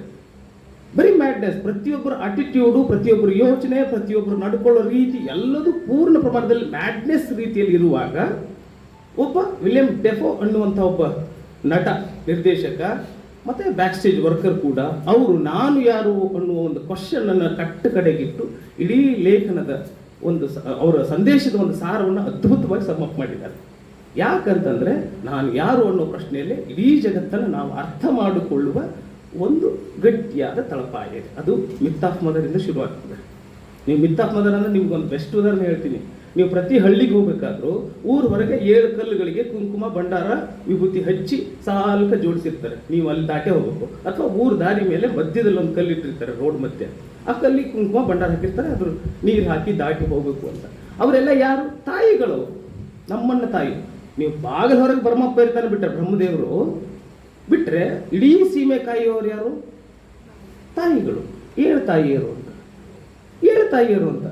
ಆ ಮಿತ್ ನಮ್ಮಲ್ಲಿ ಎಷ್ಟು ಆಳವಾಗಿದೆ ಅಂದ್ರೆ ಅದನ್ನೂ ಬ್ರೇಕ್ ಮಾಡಿ ನಾವು ಏನೇನೋ ಮಂದಿರಗಳನ್ನ ಕಟ್ತಿದೀವಿ, ಏನೇನೋ ಗುಡಿಗಳನ್ನ ಕಟ್ತಿದೀವಿ, ಏನೇನೋ. ನೋಡಿ, ನೀವು ಅಲ್ಲಿ ಒಂದು ಎಣ್ಣೆ ಹಾಕಿ ಬರ್ತೀವಿ ಊರು ಸೀಮೆ ಕಲ್ಲಿ, ಅದನ್ನು ಬರೀ ಎಣ್ಣೆ ಅಂತೇಳಿ ಇದಾಗೋದಿಲ್ಲ. ಮಣ್ಣು ಬಂದು ಅಂಟ್ಕೊಳ್ತೈತೆ, ಅದನ್ನ ನಾಯಿ ನೆಕ್ತವೆ, ಇನ್ಯಾವುದೋ ಪ್ರಾಣಿ ನೆಕ್ತದೆ. ಈ ಪ್ರಾಣಿಗಳದಕ್ಕೆ ಉಚ್ಚೆ ಮಾಡ್ತವೆ. ಗಡಿ ಅದೊಂದು ಇದಿದೆ, ಜೀವಜಾಲ ಅನ್ನೋ ಪುಸ್ತಕದಲ್ಲಿ ಬಹಳ ಕೃಪಾಕರ್ ಸೇನಾನಿಯವರು ಬಹಳ ಅದ್ಭುತವಾಗಿ ಹೇಳ್ತಾರೆ. ಪ್ರತಿ ಪ್ರಾಣಿಯು ತನ್ನ ಗಡಿಯನ್ನ ಉಚ್ಚೆ ಹೊಯ್ಯೋದ್ರ ಮೂಲಕ ಗುರುತಿಸ್ತದೆ. ಅದು ಪ್ರತಿ ಪ್ರಾಣಿಯು ಉಚ್ಚೆ ಹೊಯ್ದು ಇಲ್ಲಿಗೆ ಬಂದು ನಾನು ಇಲ್ಲಿಗೆ ಎಂಡ್ ನಂದು ಅಂತ, ಅಥವಾ ಈ ದಾರಿಲಿ ನಾನು ಹೋಗಿದ್ದೆ ಅಂತ ನಮಗೊಂದು ಮಾರ್ಕ್ ಅಂತ ಇರ್ತದಲ್ಲ. ನಮಗೆಲ್ಲ ಪ್ರಜ್ಞೆ ಇದೆ, ನಾವು ಈ ಜಾಗದಾಗ ಹೋಗಿ ಬರ್ತೀವಿ. ಈ ಜಾಗ ಇನ್ನೂ ಇತ್ತೀಚೆಗೆ ಗೂಗಲ್ ಮ್ಯಾಪ್ ಬಂದಿರೋದ್ರಿಂದ ಇನ್ನೂ ಆರಾಮಾಗಿ ಓಡಾಡ್ತೀವಿ ಎಲ್ಲಿ ಬೇಕಾದಲ್ಲಿ. ಆದ್ರೆ ಪ್ರಾಣಿಗಳಿಗೂ ಆ ಥರದ ಮ್ಯಾಪಿಂಗ್ ಸಿಸ್ಟಮ್ ಇರ್ತದೆ, ಅದು ಎಲ್ಲಿ ಹೋಗ್ತದೆ ಎಲ್ಲಿ ಬರ್ತದೆ ಅನ್ನೋದು. ಹಾಗೆ ದೇವರಿಗಿಡೋ ಎಡೆ ಸಹಿತ ಪ್ರಾಣಿಗಳಿಗೂ, ಪಕ್ಷಿಗಳಿಗೂ, ಇರುವೆಗಳಿಗೂ ಎಲ್ಲದಕ್ಕೂ ಆಹಾರ ಆಗ್ತಿತ್ತು. ಅದು ಬೇರೆ, ಅದು ಇನ್ನೊಂದು ಜಗತ್ತದು. ಅಂದರೆ ಆಚರಣೆಗಳು ಒಟ್ಟಿಗೆ ಬದುಕುವಾಗ ಅದು ಬೇರೆ ಥರದಲ್ಲಿ ಇರ್ತದೆ. ಅದನ್ನು ಬಿಟ್ಟು ಸಹಿತ ಈಗ ನಾವು ಈ ನಾನು ಯಾರು ಅನ್ನೋದು ಮಿತ್ ಆಫ್ ಮದರ್ ಒಳಗೆ ಚೆಕ್ ಮಾಡಿದಾಗ ನಮ್ಮೊಳಗೆ ನಿಜವಾದ ಜಾಗೃತ ಪ್ರಜ್ಞೆ ಬರುತ್ತೆ. ಅಂತಹ ಜಾಗೃತ ಪ್ರಜ್ಞೆ ನನ್ನೊಳಗೆ ಬಂದದ್ದು ಸಮುದಾಯದ ಮೂಲಕನೇ. ಆ್ಯಕ್ಚುಲಿ ನನ್ನ ಎಲ್ಲ ಪ್ರೊಫೈಲಲ್ಲೂ ಫಸ್ಟ್ ಸಮುದಾಯ ಧಾರವಾಡ ಅಂತ ಬರ್ಕೊಂಡಿರ್ತೀನಿ. ಕಾರಣ ಅಂದರೆ ನಾನು ರಾಮದುರ್ಗ ಸಮುದಾಯದಲ್ಲಿ ಕೆಲಸ ಮಾಡಿದ್ರು ಸಹಿತ ಕಡೆಗೂ ನನಗೆ ಈ ಆಧುನಿಕ ರಂಗಭೂಮಿ ಪರಿಚಯ ಆಗಿದ್ದು ಧಾರವಾಡ ಸಮುದಾಯದ ಮೂಲಕ. ಇದಾದ್ಮೇಲೆ ನೀನಾಸಮು ಆ ಥರದ್ದೆಲ್ಲ ಆಗೋಯ್ತು. ಅಂಥ ಒಂದು ಸಮುದಾಯ ಈಗ 50 ವರ್ಷಗಳನ್ನ ಆಚರಿಸ್ತಿದೆ. 50ನೇ ವರ್ಷ ಇದು. ಒಂದು ಇಡೀ ಕನ್ನಡ ನಾಡಿನ ಸಾಂಸ್ಕೃತಿಕ ತಾಯಿ ಬೇರನ್ನ ರೀಕನ್ಸ್ಟ್ರಕ್ಟ್ ಮಾಡ್ತಾ, ಕಲ್ಟಿವೇಟ್ ಮಾಡೋದಂತಾರೆ. ಅಂದರೆ ಹದಗೊಳಿಸ್ತಾ ಇನ್ನೂವರೆಗೂ ಅದರ ಉಸಿರನ್ನು ಜೀವಂತವಾಗಿಟ್ಟುಕೊಂಡು ಜನಸಾಮಾನ್ಯರ ಮಧ್ಯೆ ಕೆಲಸ ಮಾಡ್ತಿದೆ. ಅಂಥ ಹೊತ್ತಲ್ಲಿ ನಾನು ಆ ಹಿರಿಯರಿದ್ದಾರೆ ಎಲ್ಲ ಸಮುದಾಯದಲ್ಲಿ, ಯಾಕಂದ್ರೆ ಅವರು ಬಿಟ್ಕೊಡೋದಿಲ್ಲ ಹುದ್ದೆಗಳನ್ನು ಸುಲಭಕ್ಕೆ. ಇವರಷ್ಟೇ ಪಾಪ, ಅವರೆಲ್ಲ ಅಲ್ಲಿ ಮೇಲಿದ್ದಾರೆ ಒಂದಿಷ್ಟು ಜನ ಬೆಂಗಳೂರಲ್ಲಿ, ಅವರು ಅಷ್ಟೇ. ಸಮುದಾಯ ಅಂದ್ರೆ ನಮ್ಮದು ಅನ್ನೋ ಥರದಲ್ಲಿ ಇದ್ಬಿಡ್ತಾರೆ ಅವರು. ಅದೇನಾಗ್ತದೆ ಅಂತಂದ್ರೆ, ನೀವು ಕಲ್ಟಿವೇಟ್ ಮಾಡೋ ಅಷ್ಟೊತ್ತಿಗೆ ಯುವಕರಿಗೆ ಒಂದು ಸಣ್ಣ ಜಾಗ ಮಾಡಿಕೊಟ್ರೆ ಇನ್ನು 50 ವರ್ಷ ಬದುಕತ್ತೆ ಸಮುದಾಯ. ನಮಗೆ ಅದರ ಆಶಯಗಳು ಬಹಳ ಅದ್ಭುತವಾದ ಆಶಯಗಳು. ಜಗತ್ತಲ್ಲಿ ಎಲ್ಲೇ ಯುದ್ಧ ನಡೆದ್ರು ಸಹಿತ ಇಲ್ಲಿ ನಾಟಕ ಮಾಡ್ತಿದೀವಿ ಅಂದ್ರೆ, ಅರೆ ಅಲ್ಲಿ ಯುದ್ಧ ಆಗ್ತಿದೆ, ಇಲ್ಲಿ ನಾಟಕ ಮಾಡ್ತಿದಾರಲ್ಲ ಇವರು ಅಂತ ಯೋಚನೆನೇ ಮಾಡ್ಬಾರ್ದು ನಮ್ಮ ನಾಟಕಗಳು. ಏನಕ್ಕಂದ್ರೆ ಆ ಯುದ್ಧಕ್ಕೆ ಉತ್ತರ ಇಲ್ಲಿರ್ತದೆ ನಮ್ಮ ನಾಟಕದಲ್ಲಿ. ನಾಟಕ ಯುದ್ಧ ನಿಲ್ಲಲಿ ಅಂತಲೇ ನಡೀತಿರ್ತದೆ. ಅದು ಯಾವುದೇ ವಿಷಯದ ಮೇಲೆ ಇರಲಿ ನಾಟಕ. ಯುದ್ಧ ಅನ್ನೋದು ಈಗ ಬರೀ 2 ದೇಶಗಳ ಮಧ್ಯದ ಯುದ್ಧ ಅಷ್ಟೇ ಆಗಿರೋದಿಲ್ಲ, ಅದು ಹೆಣ್ಣು ಗಂಡಿನ ಮಧ್ಯನೂ ಯುದ್ಧ ಇದೆ. ಮನೆಗೆ ಹೋದ ಶುರು ಆಗಿರ್ತದೆ ನಿಮಗೂ. ಆ ಥರದಲ್ಲಿ ಇದ್ದ ಇದೆ. ಅಣ್ಣ ತಂಗಿ ಅಕ್ಕ ತಮ್ಮನ ಮಧ್ಯೆ ಇದ್ದ ಇದೆ. ಎಲ್ಲ ಥರದಲ್ಲೂ ಒಂದು ಸಣ್ಣ ಅಹಮ್ಮಿಕೆಯಿಂದ ಶುರು ಆಗ್ತದೆ. ಅದೇ ಅದು ನೋಡಿ, ಪ್ರಶ್ನೆ ನೋಡಿ ಎಷ್ಟು ಚೆನ್ನಾಗಿದೆ ಅಂದರೆ, ನಾನು ಯಾರು ಅಂತ ನಾನು ಹಿಂಗೆ ಕೇಳಿದಾಗ ಅಹಮ್ಮ ಆಗ್ತದೆ. ನಾನೇನೋ ಇಲ್ಲಿ ಸ್ಪೆಷಲ್ಲು ಅನ್ನೋ ಥರದಲ್ಲಿ ಆಗುತ್ತೆ. ಅರೆ ನಾನು ಯಾರಪ್ಪ ಇಲ್ಲಿ, ಬೇರೆ ಅರ್ಥ ಆಗತ್ತೆ ನೋಡಿ ಅದು. ಆದರೆ ಇಡೀ ಟೋನೇ ಚೇಂಜ್ ಆಗಿಬಿಡುತ್ತೆ ನಾನು ಯಾರು ಅನ್ನೋ ಸಂಗತಿನ. ಹಾಗೆ ಒಂದು ಅದ್ಭುತವಾದ ಸಂದೇಶವನ್ನು ವಿಲಿಯಂ ಡೆಫೋ ಅವರು ಇಡೀ ಜಗತ್ತಿಗೆ ನೀಡಿದ್ದಾರೆ. ಅಲ್ಲದೆ ಈ ವಿಶ್ವರಂಗಭೂಮಿ ಸಂದೇಶದಲ್ಲಿ ನಮ್ಮ ಧಾರವಾಡಿಗರೇ ಆದ ಗಿರೀಶ್ ಕಾರ್ನಾಡ್ ಸರು ಒಂದ್ಸಲ ಕೊಟ್ಟಿದ್ರು. ಅದು ನಮ್ಮ ಧಾರವಾಡ ನೆಲಕ್ಕೆ ಭಾಳ ಹೆಮ್ಮೆಯ ಸಂಗತಿ ಅಂತ ಹೇಳ್ತಾ, ನನಗೆ ಇಲ್ಲಿ ಮಾತಾಡಲಿಕ್ಕೆ ಅವಕಾಶ ಮಾಡಿಕೊಟ್ಟ ಸಮುದಾಯದ ಎಲ್ಲ ಸದಸ್ಯರಿಗೂ ನಾನು ಆಭಾರಿಯಾಗಿದ್ದೇನೆ ಅಂತ ಹೇಳ್ತಾ, ಬಹುಶಃ ನಾನು ಏನಾದ್ರು ತಪ್ಪಾಗಿ ಮಾತಾಡಿದರೆ ಕ್ಷಮಿಸಿ ಅಂತ ಕೇಳ್ತಾ, ಈಗಾಗಲೇ ನಮ್ಮ ಹಲಗತ್ತಿ ಸರ್ ಓದುವಾಗ, ರಂಗ ಸಂದೇಶವನ್ನು ಓದುವಾಗ ಕೊನೆಯ ಒಂದು ಸಾಲನ್ನು ನಾನು ಇನ್ನೊಂದು ಸರಿ ರಿಪೀಟ್ ಮಾಡಬೇಕು ನಿಮ್ಮ ಹತ್ರ. ಯಾಕಂತಂದರೆ ಹಿಂದೆ ಏನು ಇತ್ತು, ಈಗ ಏನು ಇದೆ, ಮತ್ತು ನಮ್ಮ ಜಗತ್ತು ಹೇಗಿರಲು ಸಾಧ್ಯವಿದೆ ಎಂದು ಕಲ್ಪಿಸ್ಕೊಳ್ಳೋದು ರಂಗ ನಟನ ಮಾತ್ರ ಸಾಧ್ಯತೆ ಇದೆ ಅನ್ನೋದನ್ನು ನಾನು ಈ ಸಂದರ್ಭದಲ್ಲಿ ಹೇಳಲಿಕ್ಕೆ ಇಷ್ಟಪಡ್ತೇನೆ. ಯಾಕೆ ಇದನ್ನು ರಂಗಭೂಮಿ ಅಂದರು,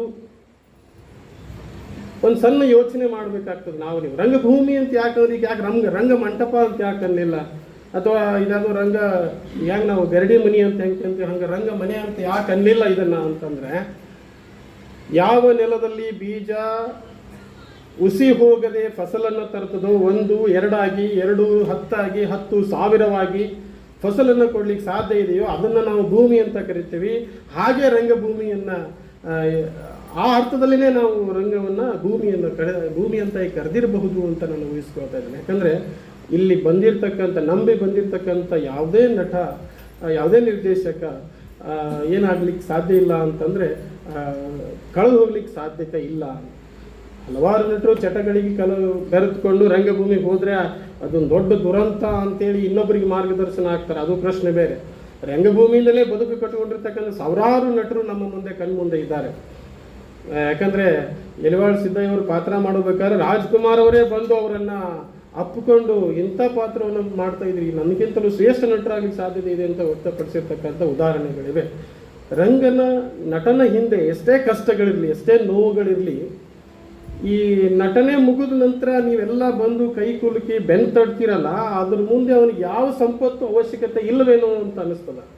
ಅಂಥ ಅದ್ಭುತ ಶಕ್ತಿ ರಂಗಭೂಮಿಗಿದೆ. ಯಾಕಂದರೆ ಈ ರಂಗಭೂಮಿಯಲ್ಲಿ ಮುದುಕ ಮಗುವಾಗ್ಲಿಕ್ಕೆ ಸಾಧ್ಯ ಇದೆ, ಹೆಣ್ಣು ಗಂಡಾಗ್ಲಿಕ್ಕೆ ಸಾಧ್ಯತೆ ಇದೆ, ಗಂಡು ಹೆಣ್ಣಾಗ್ಲಿಕ್ಕೆ ಸಾಧ್ಯತೆ ಇದೆ, ಮುಸ್ಲಿಂ ಹಿಂದೂ ಆಗ್ಲಿಕ್ಕೆ ಸಾಧ್ಯತೆ ಇದೆ, ಹಿಂದೂ ಕ್ರಿಶ್ಚಿಯನ್ ಆಗ್ಲಿಕ್ಕೂ ಸಾಧ್ಯತೆ ಇದೆ. ಇವೆಲ್ಲವೂ ಸಾಧ್ಯತೆಗಳು, ಇವೆಲ್ಲವೂ ಇರೋದು ರಂಗಭೂಮಿಯಲ್ಲಿ. ಯಾಕಂದ್ರೆ ಆ ರಂಗಭೂಮಿ ಅಂತ ಒಂದು ದೊಡ್ಡ ಶಕ್ತಿ ಅಂತ ನಾನು ಹೇಳಕ್ಕೆ ಬಯಸ್ತೇನೆ. ಇಲ್ಲಿ ಕಂಪ್ನಿ ನಾಟಕದಲ್ಲಿ ಭಾಳ ದಿನದ ಹಿಂದ್ಗಡೆ ನಾವೆಲ್ಲ ಊಹಿಸ್ಕೋಬೋದು, ಪೌರಾಣಿಕ ನಾಟಕ ಅಂತ ಕಲ್ಪನೆ ತೆಗೆದುಕೊಂಡ್ರೆ ಇನ್ನು ಐತಿಹಾಸಿಕ ನಾಟಕಗಳು ಬರೋಕ್ಕಿಂತ ಪೂರ್ವದಲ್ಲಿನೇ ಜನರನ್ನು ರಂಜಿಸೋದಕ್ಕೆ ಇರೋದು ಒಂದೇ ಒಂದು ವೇದಿಕೆ ಯಾವುದು ಅಂತಂದರೆ ಅದು ಒಂದೇ ನಾಟಕ. ಹಲವು ಬೇರೆ ಬೇರೆ ಸಂಗೀತಮಯವಾಗಿದ್ದರೂ, ಏನು ಧಾರ್ಮಿಕವಾಗಿ ಕೆಲವೊಂದಿಷ್ಟು ಆಚರಣೆಗಳಿದ್ದರೂ ಸಹಿತ ಅದು ಏಕತೆಯನ್ನು, ಬಹುತ್ವವನ್ನು ಸಾರ್ತಕ್ಕಂಥದ್ದು ನಾಟಕ. ಆ ಸಂದರ್ಭದಲ್ಲಿ ಕಾಲಾಂತರದಲ್ಲಿ ಪೌರಾಣಿಕ ನಾಟಕಗಳು ಕೆಲವೊಂದಿಷ್ಟು ಜನರಿಗೆ ಬೇಸರವಾಗಿರಬಹುದೇನೋ, ಅದರ ನಂತರ ಅದಕ್ಕೆ ಪರ್ಯಾಯವಾಗಿ ಹುಟ್ಟುಕೊಂಡಿರೋದು ಐತಿಹಾಸಿಕ ನಾಟಕ. ಅದು ಕಾಲಾಂತರದಲ್ಲಿ ಕೆಲವೊಂದಿಷ್ಟು ಜನರನ್ನು ಏನು ಮಾಡಿರ್ಬೋದು ಅಂದರೆ ನಿಷ್ಕಾಳಜಿತೆಯನ್ನು ವಹಿಸ್ಕೊಂಡಿದ್ದ ನಂತರ ಹುಟ್ಕೊಂಡಿರೋದು ಸಾಮಾಜಿಕ ನಾಟಕಗಳು. ಹಲವಾರು ಕಂಪನಿಗಳು ಹುಟ್ಕೊಂಡಿದ್ದಾವೆ ನಮ್ಮಲ್ಲಿ. ಆ ಕಂಪನಿಗಳು ಭಾಳ ದೊಡ್ಡ ಬದಲಾವಣೆಯನ್ನು ತಂದಿದ್ದಾವೆ. ಯಾಕಂದರೆ ಸಾಮಾಜಿಕ ನಾಟಕ, ಪೌರಾಣಿಕ ನಾಟಕಗಳು ಹೇಗೆ ಬಂದವು ಹಾಗೆ ಬಂಡಾಯ ನಾಟಕವೂ ಒಂದು ಬಂತು. ಅದು ಸಂಪತ್ತಿಗೆ ಸವಾಲಾದ್ರೆ ಮೊದಲನೇದು ಅಂತ ಹೇಳ್ಬೋದು. ಯಾಕಂದರೆ ಸಮಾಜದ ಸಮಸ್ಯೆಗಳನ್ನ ಹೇಳೋದೇ ಸಾಮಾಜಿಕ ನಾಟಕ ಆದರೆ, ಪುರಾಣದಲ್ಲಿರ್ತಕ್ಕಂಥ ಕಥೆಗಳನ್ನ ಹೇಳೋದೇ ಪೌರಾಣಿಕ ನಾಟಕ ಆದರೆ, ಇತಿಹಾಸದ ಪುರುಷನ ಕಥೆಯನ್ನು ಹೇಳ್ತಕ್ಕಂಥದ್ದು ಐತಿಹಾಸಿಕ ನಾಟಕವಾದರೆ, ಸಮಸ್ಯೆಗಳನ್ನ ಇಟ್ಕೊಂಡು ಅದರ ಪ್ರತಿಯಾಗಿ ಧ್ವನಿ ಮಾಡ್ತಕ್ಕಂಥ ನಾಟಕ ಯಾವುದಾದ್ರು ಇದ್ದರೆ ಅದು ಸಂಪತ್ತಿಗೆ ಸವಾಲದಿಂದ ಪ್ರಾರಂಭ ಆಯಿತು ಅಂತ ಅಂದ್ಕೊಳ್ಬೋದು. ಭಾಳ ದೊಡ್ಡ ಆಯಾಮ ಕಂಪನಿ ನಾಟಕದಿಂದ. ಈಗೀಗ ಎಲ್ಲ ನಾವು ನಾಟಕ ಶಾಲೆಗಳಿದ್ದಾವೆ, ಡಿಪ್ಲೊಮಾ ಕೋರ್ಸ್ಗಳಿದ್ದಾವೆ. ಡಿಪ್ಲೊಮಾ ಕೋರ್ಸ್ಗೆ ಶಿಕ್ಷಕರಾಗಿ ಕೆಲಸ ಮಾಡಿರ್ತಕ್ಕಂಥ ನಮ್ಮ ಅದೇವ ನಮ್ಮ ಜೊತೆಗಿದ್ದಾರೆ. ಯಾಕೆ ಇದನ್ನು ಹೇಳ್ತಾ ಇದ್ದೀನಿ ಅಂತಂದರೆ, ಮೊದಲಿಗೆಲ್ಲ ನಾಟಕ ಮಾಡಬೇಕು ಅಂತಂದರೆ ಡೈರೆಕ್ಟ್ ಹೀರೋ ಪಾತ್ರವನ್ನು ಕೊಡ್ತಿರ್ಲಿಲ್ಲ. ಮೊದಲಿಗೆ ಏನು ಮಾಡಬೇಕಿತ್ತು ಅಂತಂದರೆ ಗೇಟಿಗೆ ನಿಲ್ಬೇಕಾಗಿತ್ತು, ಜನರನ್ನು ಒಳಗೆ ಬಿಡಬೇಕಾಗಿ. ಆ ನಿಟ್ಟಿನಲ್ಲಿ ಗೋಕಾಕ್ ಶಾರದಾ ಕಂಪ್ನಿ, ನಾಟಕ ಕಂಪ್ನಿಯವರು ಭಾಳ ದೊಡ್ಡ ಕೆಲಸ ಮಾಡಿರ್ತಕ್ಕಂಥ ಬಸವಣ್ಣಪ್ಪನ ನಾಟಕ ಥಿಯೇಟರ್ ಅಂತಂದ್ರೆ ಅದೊಂದು ರಂಗಭೂಮಿಯ ದೊಡ್ಡ ಶಾಲೆ ಅದು ಆಗಿನ ಮಟ್ಟದಲ್ಲಿ. ಮೊದಲಿಗೆ ಗೇಟಿಗೆ ನಿಲ್ಲಬೇಕು, ಜನರನ್ನು ಒಳಗೆ ಬಿಡಬೇಕು, ಅದಾದ ನಂತರ ಒಳಗಡೆ ಕೌಂಟರ್ನಲ್ಲಿ ಚೀಟಿ ಹರಿಯೋದಕ್ಕೆ ನಿಲ್ಲಿಸಬೇಕು, ಅದಾದ ನಂತರ ಕೌಂಟರ್ ಒಳಗೆ ದುಡ್ಡು ಎಣಿಸೋದಕ್ಕೆ ನಿಲ್ಲಿಸಬೇಕು, ಅದಾದ ನಂತರ ಪರದೆ ಎಳೋದು ಆದ ನಂತರ ಹೆಣ್ಣು ಪಾತ್ರ ಕೊಡ್ತಾ ಇದ್ರು. ಹೆಣ್ಣು ಪಾತ್ರ ಆದ ನಂತರ ಅವ ನಿಲ್ತಾನೆ ಅನ್ನೋದು ಗೊತ್ತಾದರೆ ಹೀರೋ ಪಾತ್ರ ಕೊಡ್ತಾ ಇದ್ರು. ನಾನು ತಲದಂಡ ನಾಟಕ ಮಾಡ್ಬೇಕಾದ್ರೆ ನಿರ್ದೇಶಕರಾಗಿ ಮಾದೇವ್ ಹಡಪದನ್ನು ಆಯ್ಕೆ ಮಾಡ್ಕೊಂಡು ನಮ್ಮಣ್ಣದಂತೂ ನನಗೆ ಬಸವಣ್ಣ ಪಾತ್ರ ನನಗೆ ಕೊಡ್ತಾನಂದ್ರೆ ನಾನು ಮಾಡೋ ಬಸವಣ್ಣ ಪಾತ್ರ ಅಂದೆ. ಹೋಗಲ್ಲ ಬಸಲಿಕ್ಕೆ ಹೋಗ ನಾವು ಅಂದರೆ ಯಾವ ಪಾತ್ರ ಯಾರು ಮಾಡಬೇಕು ಅನ್ನೋದು ನಿರ್ದೇಶಕನ ಕಲ್ಪನೆ. ಅದು ಬರದವನೇ ನಾನು ಬರೆದೀನಿ ಅಂದ್ರೆ ನಾನೇ ಪಾತ್ರವನ್ನು ಆಯ್ಕೆ ಮಾಡಬೇಕು ಅಂತ ಏನಿರೋದಿಲ್ಲ ಅದರಲ್ಲಿ. ಈ ಕಲಾವಿದರಲ್ಲಿ ಬದ್ಧತೆಯನ್ನು ಹುಡುಕೋದಕ್ಕೆ ಹೋಗತಕ್ಕಂಥದ್ದು ಕಂಪ್ನಿ ಕಲಾವಿದರು. ಯಾಕಂದ್ರೆ ಕಲಾವಿದ ಹೆಂಗೆ ಎಷ್ಟು ಬದ್ಧತೆ ಆಗಿರ್ತಾನೆ, ಅವನಿಗೆ ನಾವು ಎಷ್ಟು ಬದ್ಧತೆ ಆಗಿರ್ತೀವಿ ಅನ್ನೋದು ಸಹಿತ ಭಾಳ ಮಹತ್ವದ. ಬದ್ಧತೆ ಅಂತಂದರೆ ಬರೀ ಟೈಮ್ ಸರಿಯಾಗಿ ಬರೋದು, ಪ್ರಾಕ್ಟೀಸ್ ಮಾಡೋದು ಇದು ಮಾತ್ರ ಅಲ್ಲ. ಕಲಾವಿದನಿಗೂ ಬದ್ಧತೆಯಿಂದ ಕಂಪನಿಗಳು ಇರ್ತಾ ಇದ್ವು ಅವಾಗ. ಅವನ ಆ ಕಷ್ಟ ಸುಖಗಳಿಗೆ ಭಾಗಿಯಾಗ್ತಾ ಇದ್ವು. ಒಂದು ಪ್ರತಿ ಶೋವಿಂದ ಇಷ್ಟು ಅಂತ ಕೊಡ್ತಾ ಇತ್ತು. ಒಂದು ದೃಶ್ಯ ನಡೆದಿತ್ತು. ಏನು ಅಂತಂದರೆ ಸೀತಾ ಅಪಹರಣದ ನಾಟಕದ ಸನ್ನಿವೇಶ. ಅಲ್ಲಿ ರಾಮನ ಪಾತ್ರಧಾರಿ ಕಂಪನಿ ಮಾಲೀಕ ಆಗಿದ್ದ. ರಾವಣನ ಪಾತ್ರಧಾರಿ ಒಬ್ಬ ನಟ. ಭಾಳ ದಿವಸದಿಂದ ಆ ಕಂಪನಿಯಲ್ಲಿ ಕೆಲಸ ಮಾಡ್ತಿದ್ದ. ಎಲ್ಲ ಯುದ್ಧದ ಕೊನೆಯ ಹಂತ, ರಾಮ ಬಾಣ ಬಿಡಬೇಕು. ರಾವಣ ಬಾಣ ತಗುಲಿದ ನಂತರ ನಾನು ಸಾಯ್ಬೇಕು. ಒಂದು ಬಾಣ ಬಿಟ್ಟ ರಾವಣ ಸಾಯಲಿಲ್ಲ. 2 ಬಾಣ ಬಿಟ್ಟ ರಾಮ ಆದ ಕಂಪನಿ ಮಾಲಕ ಮತ್ತು ಅವನು ಸಾಯಲಿಲ್ಲ. ಅಲ್ಲೇ ಹಾರ್ಮೋನಿಯಂ ಮಾಸ್ತರ್ ಇದ್ದ. ನೀನು ರಾವಣಲೇ ಒಂದ ಬಾಣಕ್ಕೆ ಸಾಯ್ಬೇಕು, ಸಾಯಿ ಮಗನ ಅಂದರು. ಅದಕ್ಕೆ ರಾವಣನ ಪಾತ್ರಧಾರಿ 3 ತಿಂಗಳಿಂದ ಪಗಾರ ಆಗಿಲ್ಲ ಮಾಸ್ತರ, ನಾನು ಪಗಾರ ಕೊಟ್ಟರೆ ಸಾಯ್ತೀನಿ. ಅದಕ್ಕೆ ಏನರ ಮಾಡಲಿ ಅಂತ ಕಂಪ್ನಿ ಹಾರ್ಮೋನಿಯಂ ಮಾಸ್ತರ್ ಹಾರ್ಮೋನಿಯಂನಾಗ ಮಾತಾಡಿದ್ರೆ ಅವನು ರಾಮನ ಪಾತ್ರಧಾರಿ ಮಾಲಕ್ ಹೇಳ್ದ, ಕೊಡ್ತೇನೆ ಸತ್ಯ ಸಾಯಿ ನೀನು ಅಂತ. ನಾ ಸತ್ಯ ಅಂತ ಬಿದ್ದ. ಇಷ್ಟಕ್ಕೆ ಮುಗಿಲಿಲ್ಲ, ಬಿದ್ದಲ್ಲ. ನೋಡ್ರಿ ನಾನು ಹೆಂಗೆ ಎಷ್ಟು ಮಜಾ ಮಾಡಿದೆ ಅಂತೇಳಿ ರಾಮ ಅಂದ. ನೋಡ್ರಿ ನಾ ಹೆಂಗೆ ಮಜಾ ಮಾಡಿದೆ ಅಂತ ರಾಮ ಅಂದ. ಅವನು ಸತ್ತಂಗ ನೋಡ್ರಿ ನಾ ಹೆಂಗೆ ಸತ್ತಂಗೆ ಮಾಡಿದೆ ಅಂತ. ಅಂದರೆ ಯಾಕೆ ಇದನ್ನು ಹೇಳ್ತಾ ಇದ್ದೀನಿ ಅಂತಂದರೆ, ಕಲಾವಿದರು ಬರ್ತಾರೆ ಹೋಗ್ತಾರೆ, ಸಾಕಷ್ಟು ಜನ ರಂಗಭೂಮಿಯಲ್ಲಿ ಬದಲಾವಣೆಗಳಾಗ್ತಾ ಇದ್ದಾವೆ. ಹಲವು ತಂಡಗಳು ಬರ್ತಾ ಇದ್ದಾವೆ, ಹೊಸ ತಂಡಗಳು, ಹೊಸ ಕಲಾವಿದರು ಬರ್ತಾ ಇದ್ದಾರೆ. ಅವ್ರು ಯಾಕೆ ನಿಲ್ತಾ ಇಲ್ಲ ಅನ್ನೋದು ಒಂದು ಸಣ್ಣ ಪ್ರಶ್ನೆ ಇರೋದು ಯಾವಾಗಲೂ ಕಾಡುತ್ತದೆ. ಒಂದು ನಾಟಕ ಮಾಡ್ತಾರೆ, 2 ನಾಟಕ ಮಾಡ್ತಾರೆ, ಫಿಲ್ಮಿಗೆ ಹೋಗ್ಬಿಡ್ತಾರೆ, ಅಥವಾ ಇನ್ಯಾರ್ದೋ ಹೆಸರು ಹೇಳಿ ನಾವು ಸಿನಿಮಾ ನಟರು ಅಲ್ಲಿ ನಾವು ಮಾಡ್ತೀವಿ ಇಲ್ಲಿ ಮಾಡ್ತೀವಿ ಸಂಭಾವನೆ ಕೇಳ್ತಾ ನಾಟಕವನ್ನು ಅಳಗಿಡಿಸ್ತಾರೆ. ಇವೆಲ್ಲವೂ ಆಯಾಮಗಳು ಇಟ್ಟುಕೊಂಡು ನಾವು ಈಗ ಹೇಗಿದ್ದೀವಿ ಅಥವಾ ಹಿಂದೆ ಹೇಗಿತ್ತು, ಈಗ ಹೇಗಿದೆ, ಮುಂದೆ ಹೇಗಾಗಬಹುದು ಅನ್ನೋ ಊಹಿಸ್ಕೊಳ್ಳೋದಕ್ಕೆ ನಾವು ರಂಗಭೂಮಿ ಕಲಾವಿದರು ನಿರಂತರವಾಗಿ ಪ್ರಯತ್ನ ಮಾಡಬೇಕಾಗಿದೆ. ಅವಾಗೆಲ್ಲ ಕಂಪ್ನಿ ನಾಟಕಗಳ ಮಧ್ಯೆ ಗೊಂದಲ ಇರ್ತಾ ಇತ್ತು. ಈಗಲೂ ಭಾಳಷ್ಟು ತಂಡಗಳ ಮಧ್ಯೆ ಗೊಂದಲಗಳಿವೆ. ಆ ಗೊಂದಲಗಳ ಮಧ್ಯೆನೂ ಸಾಕಷ್ಟು ತಂಡಗಳು ಕೆಲಸ ಮಾಡ್ತಾ ಇದ್ದಾವೆ. ಹೆಂಗೆ ಗೊಂದಲಮಯವಾಗಿರ್ತದೆ ಅಂತಂದ್ರೆ, ಆ ಕಂಪ್ನಿಯವರು ಈ ಕಂಪ್ನಿಯವ್ರಿಗೆ ಹೋಗೋದಿಲ್ಲ, ಸೇರೋದಿಲ್ಲ, ಅದು ಪ್ರಶ್ನೆ ಬೇರೆ. ಕ್ರಮೇಣ ಒಂದ್ಸಾರಿ ಏನಾಗಿತ್ತು, ಕಂಪ್ನಿ ಒಳಗಿರ್ತಕ್ಕಂಥ ನಟರಲ್ಲಿನೇ ಜಗಳ ಪ್ರಾರಂಭ ಆಗ್ತದೆ, ಗೊಂದಲ ಪ್ರಾರಂಭ ಆಗ್ತದೆ. ಎಷ್ಟು ಮಟ್ಟಿಗೆ ಗೊಂದಲ ಪ್ರಾರಂಭ ಆಗ್ತದೆ ಅನ್ನೋ ನಾಟಕದ ಮೇಲೆ ಹೆಂಗೆ ಪರಿಣಾಮ ಬೀರ್ತದೆ ಅನ್ನೋದಕ್ಕೆ ಭಕ್ತ ಪ್ರಹ್ಲಾದ ನಾಟಕ ನಡೆದಿತ್ತು ಬೆಳಗಾವದ ಒಂದು ಹಳ್ಳಿ ಒಳಗಡೆ. ಕೊನೆ ಸೀನ್ ಅದು ಹಿರಣ್ಯಕಶ್ಯಪನ ಪಾತ್ರಧಾರಿ ಆಗಿರ್ತಕ್ಕಂಥವನು ತನ್ನ ಮಗ ಭಕ್ತ ಪ್ರಹ್ಲಾದನ ಕರ್ಕೊಂಡು ಬಂದು, ನೀ ನಂಬಿರ್ತಕ್ಕಂಥ ಹರಿ ಈ ಕಂಬದಲ್ಲಿ ಇರುವನೇ ಅಂತಂದ. ಹೌದು ತಂದೆ, ಈ ಕಂಬದಲ್ಲೂ ಇರುವನೇ ಅಂದ. ಈ ಕಂಬದಲ್ಲಿ ಇರುವನೇ ಅಂತ ಇನ್ನೊಂದು ಕಂಬ ತೋರಿಸಿದ, ಆ ಕಂಬದಲ್ಲೂ ಇರುವನೇ. ಹಿಂಗೆ 4 ಕಂಬ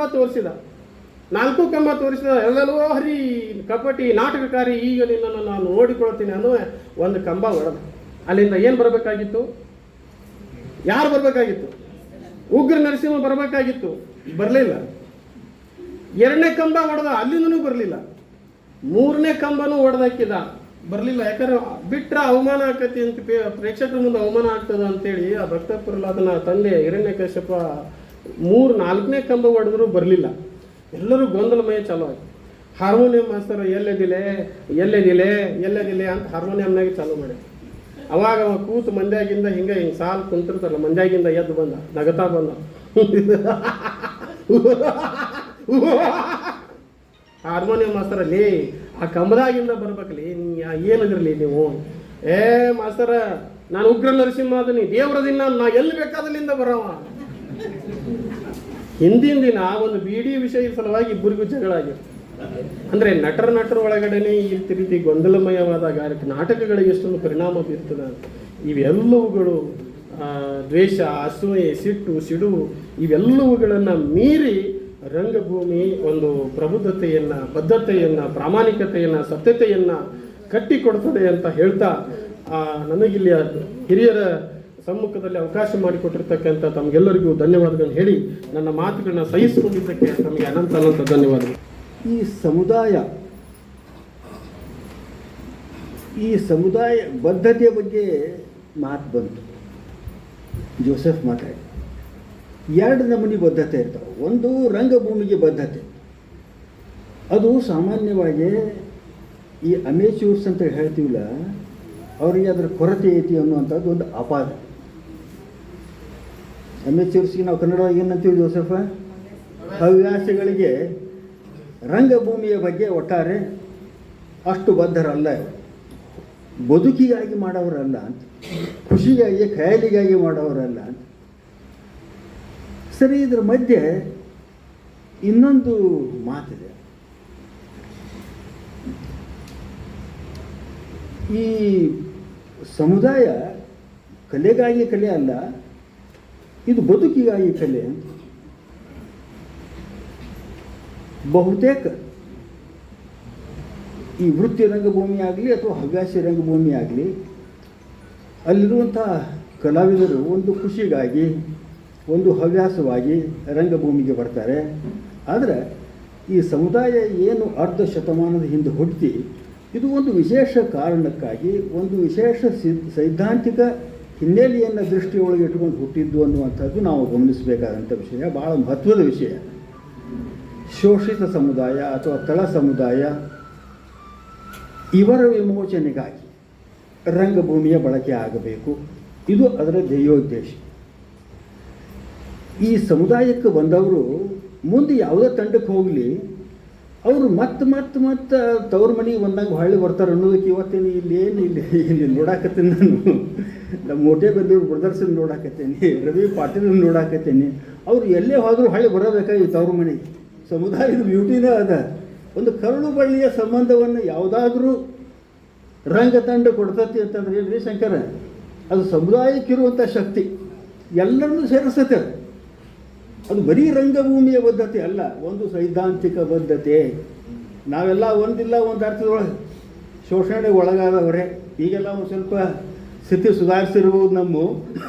ಅದ್ರ ಮೂಲತಃ ನಾವೆಲ್ಲ ಶೋಷಣೆ ಅಂದ್ರೆ ಏನು, ಅನ್ಯಾಯ ಅಂದ್ರೆ ಏನು, ಎಲ್ಲ ಕೆಳ ಮಧ್ಯಮ ವರ್ಗದಿಂದ ಬಂದು ನಮ್ಮ ಐಡೆಂಟಿಟಿಯನ್ನು ಹುಡುಕಿಕೊಂಡಂಥ ನಾವು ಒಂದು ಸೈದ್ಧಾಂತಿಕ ಹಿನ್ನೆಲೆಯಿಂದ ಈ ಸಮುದಾಯದ ಜೊತೆ ಗುರುತಿಸಿಕೊಂಡವರು ಮತ್ತು ಇದರ ಮುಂದುವರಿಕೆಗಾಗಿ ನಾವು ಸತತವಾಗಿ ಪ್ರಯತ್ನ ಮಾಡುವವರು. ಇನ್ಯಾರಿಗಿಂತಲೂ ಈ ರಂಗಭೂಮಿ ನಮಗೆ ಆಪ್ತವಾದಂಥದ್ದು. ಈ ಸಂದೇಶದೊಳಗೂ ಕೂಡ ಬಂತದ್ದು. ರಂಗಭೂಮಿ ಮನುಷ್ಯನ ವಿಮೋಚನೆಗಾಗಿ, ಶಾಂತಿ ಸ್ಥಾಪನೆಗಾಗಿ ಬಳಕೆ ಆಗಬೇಕು. ಭಾಳ ಹಿರಿಯ ಉದ್ದೇಶಕ್ಕಾಗಿ ರಂಗಭೂಮಿ ಬಳಕೆ ಆಗಬೇಕು. ಆ ಕಾರಣಕ್ಕಾಗಿಯೇ ವಿಶ್ವ ರಂಗಭೂಮಿಯ ದಿನಾಚರಣೆ. ಮತ್ತೊಮ್ಮೆ ನಿಮಗೆಲ್ಲ ವಿಶ್ವ ರಂಗಭೂಮಿಯ ಶುಭಾಶಯಗಳನ್ನು ಹೇಳ್ತಾ ನಾನು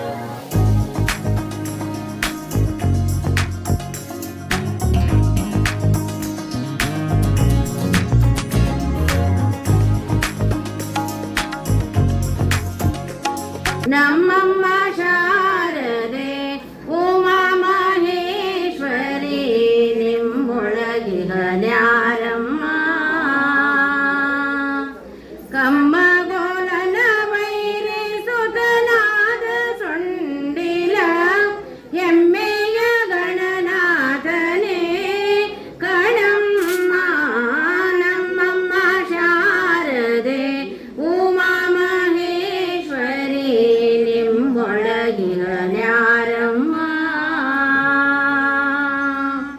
ಮೋರೆ ಕಪಿನ ಭಾವ ಮೊರದ ಗಲದ ಕಿವಿ ಕೋರೆ ನಾಣಿವ ನಾರಮ್ಮ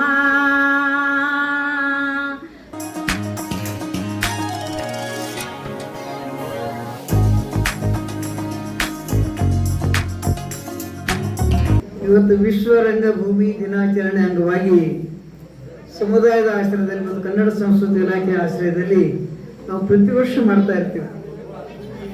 ಇದರ ಉದ್ದೇಶ ಈಗಾಗಲೇ ಉದ್ಘಾಟನೆ ಮಾಡ್ತಕ್ಕಂಥ ಸನ್ಮಾನ್ಯ ಶ್ರೀ ಶಂಕರ್ ಹಲಗತ್ತಿ ಅವರು ಮಾತನಾಡಿದ್ದಾರೆ.